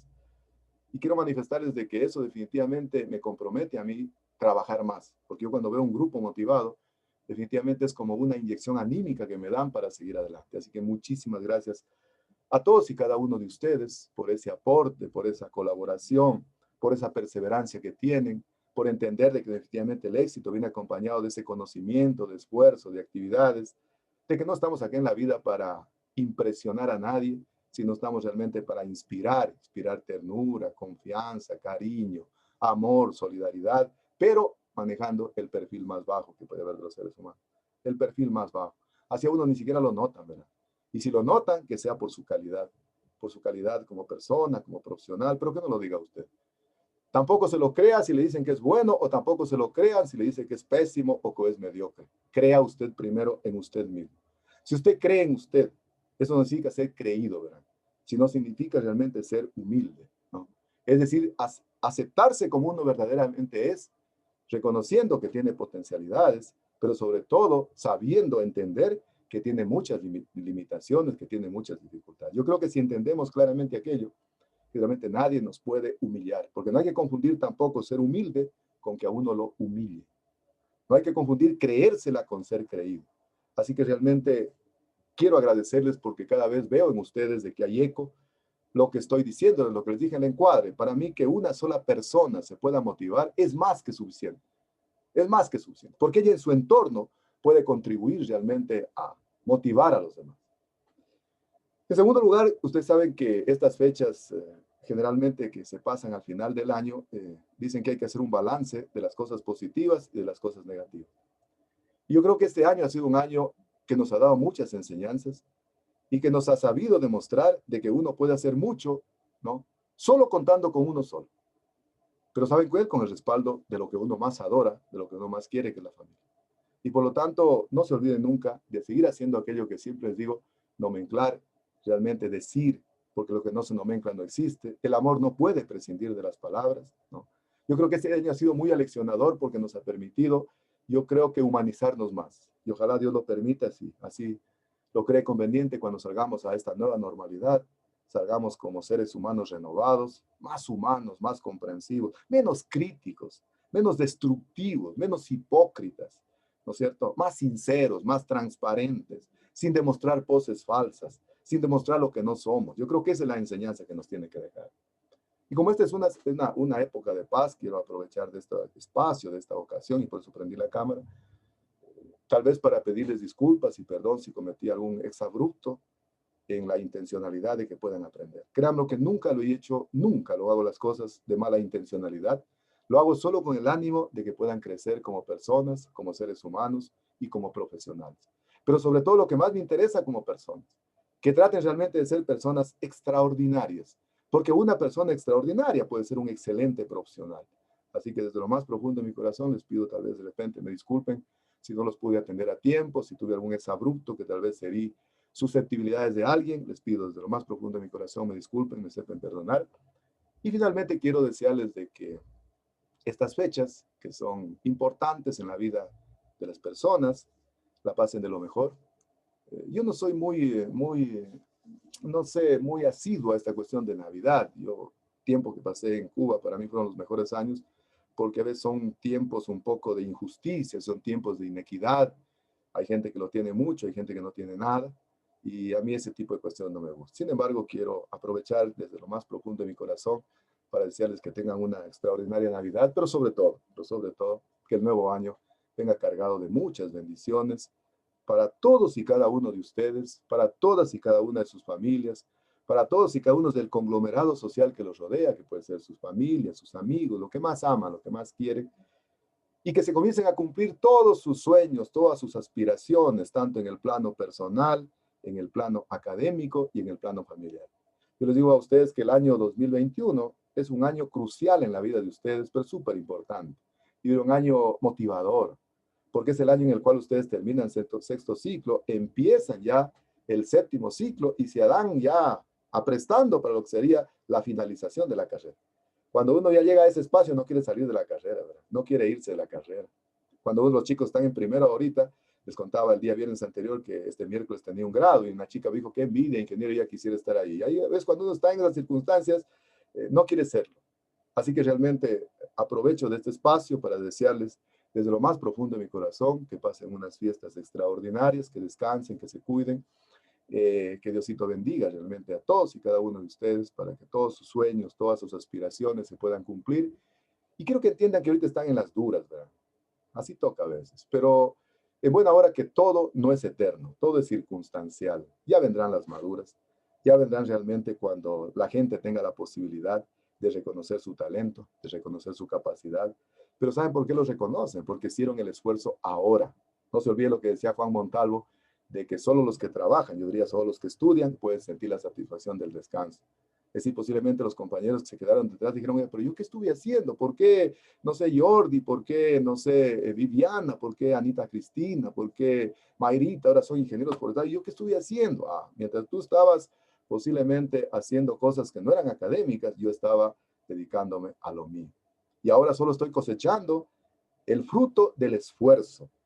Pero nada viene sin el esfuerzo. Así que muchísimas gracias, estimadísimas señoritas, señores estudiantes, por haberme permitido trabajar, por haberme permitido compartir con ustedes, pero sobre todo por haberme permitido aprender de todos y cada uno de ustedes su talento, su capacidad, su mesura, su respeto, su consideración. Así que estoy inmensamente feliz y si Dios lo permite, pues nos veremos en el próximo año, si Dios lo permite. Ustedes saben que todo es circunstancial. No sabemos, hoy estamos, mañana no estamos. Dicen que hay que vivir el día a día, Vivámoslo intensamente. No nos arrepintamos lo que tengamos que hacer, porque a veces uno se arrepiente cuando deja de hacer las cosas. Así que les deseo de lo más profundo de mi corazón que les vaya extraordinariamente bien y si Dios lo permite, pues nos vemos el próximo ciclo. Y si tenemos la posibilidad, pues para la fecha del 5, traerán una calculadorita que vamos a trabajar. Así que sin más, muchísimas gracias. Y si Dios lo permite, pues nos estamos viendo, Dios mediante, en la próxima clase. Que les vaya extraordinariamente bien. Que estén muy bien. Felices fiestas. Hasta luego. Bueno, muchísimas gracias a ustedes por tanto cariño y dedicación que nos dedica a nosotros para nuestros estudios. Muchas gracias a ustedes. Que les vaya muy bien. Hasta luego. Que estén muy bien. Gracias, igualmente. Hasta Que esté luego. bien.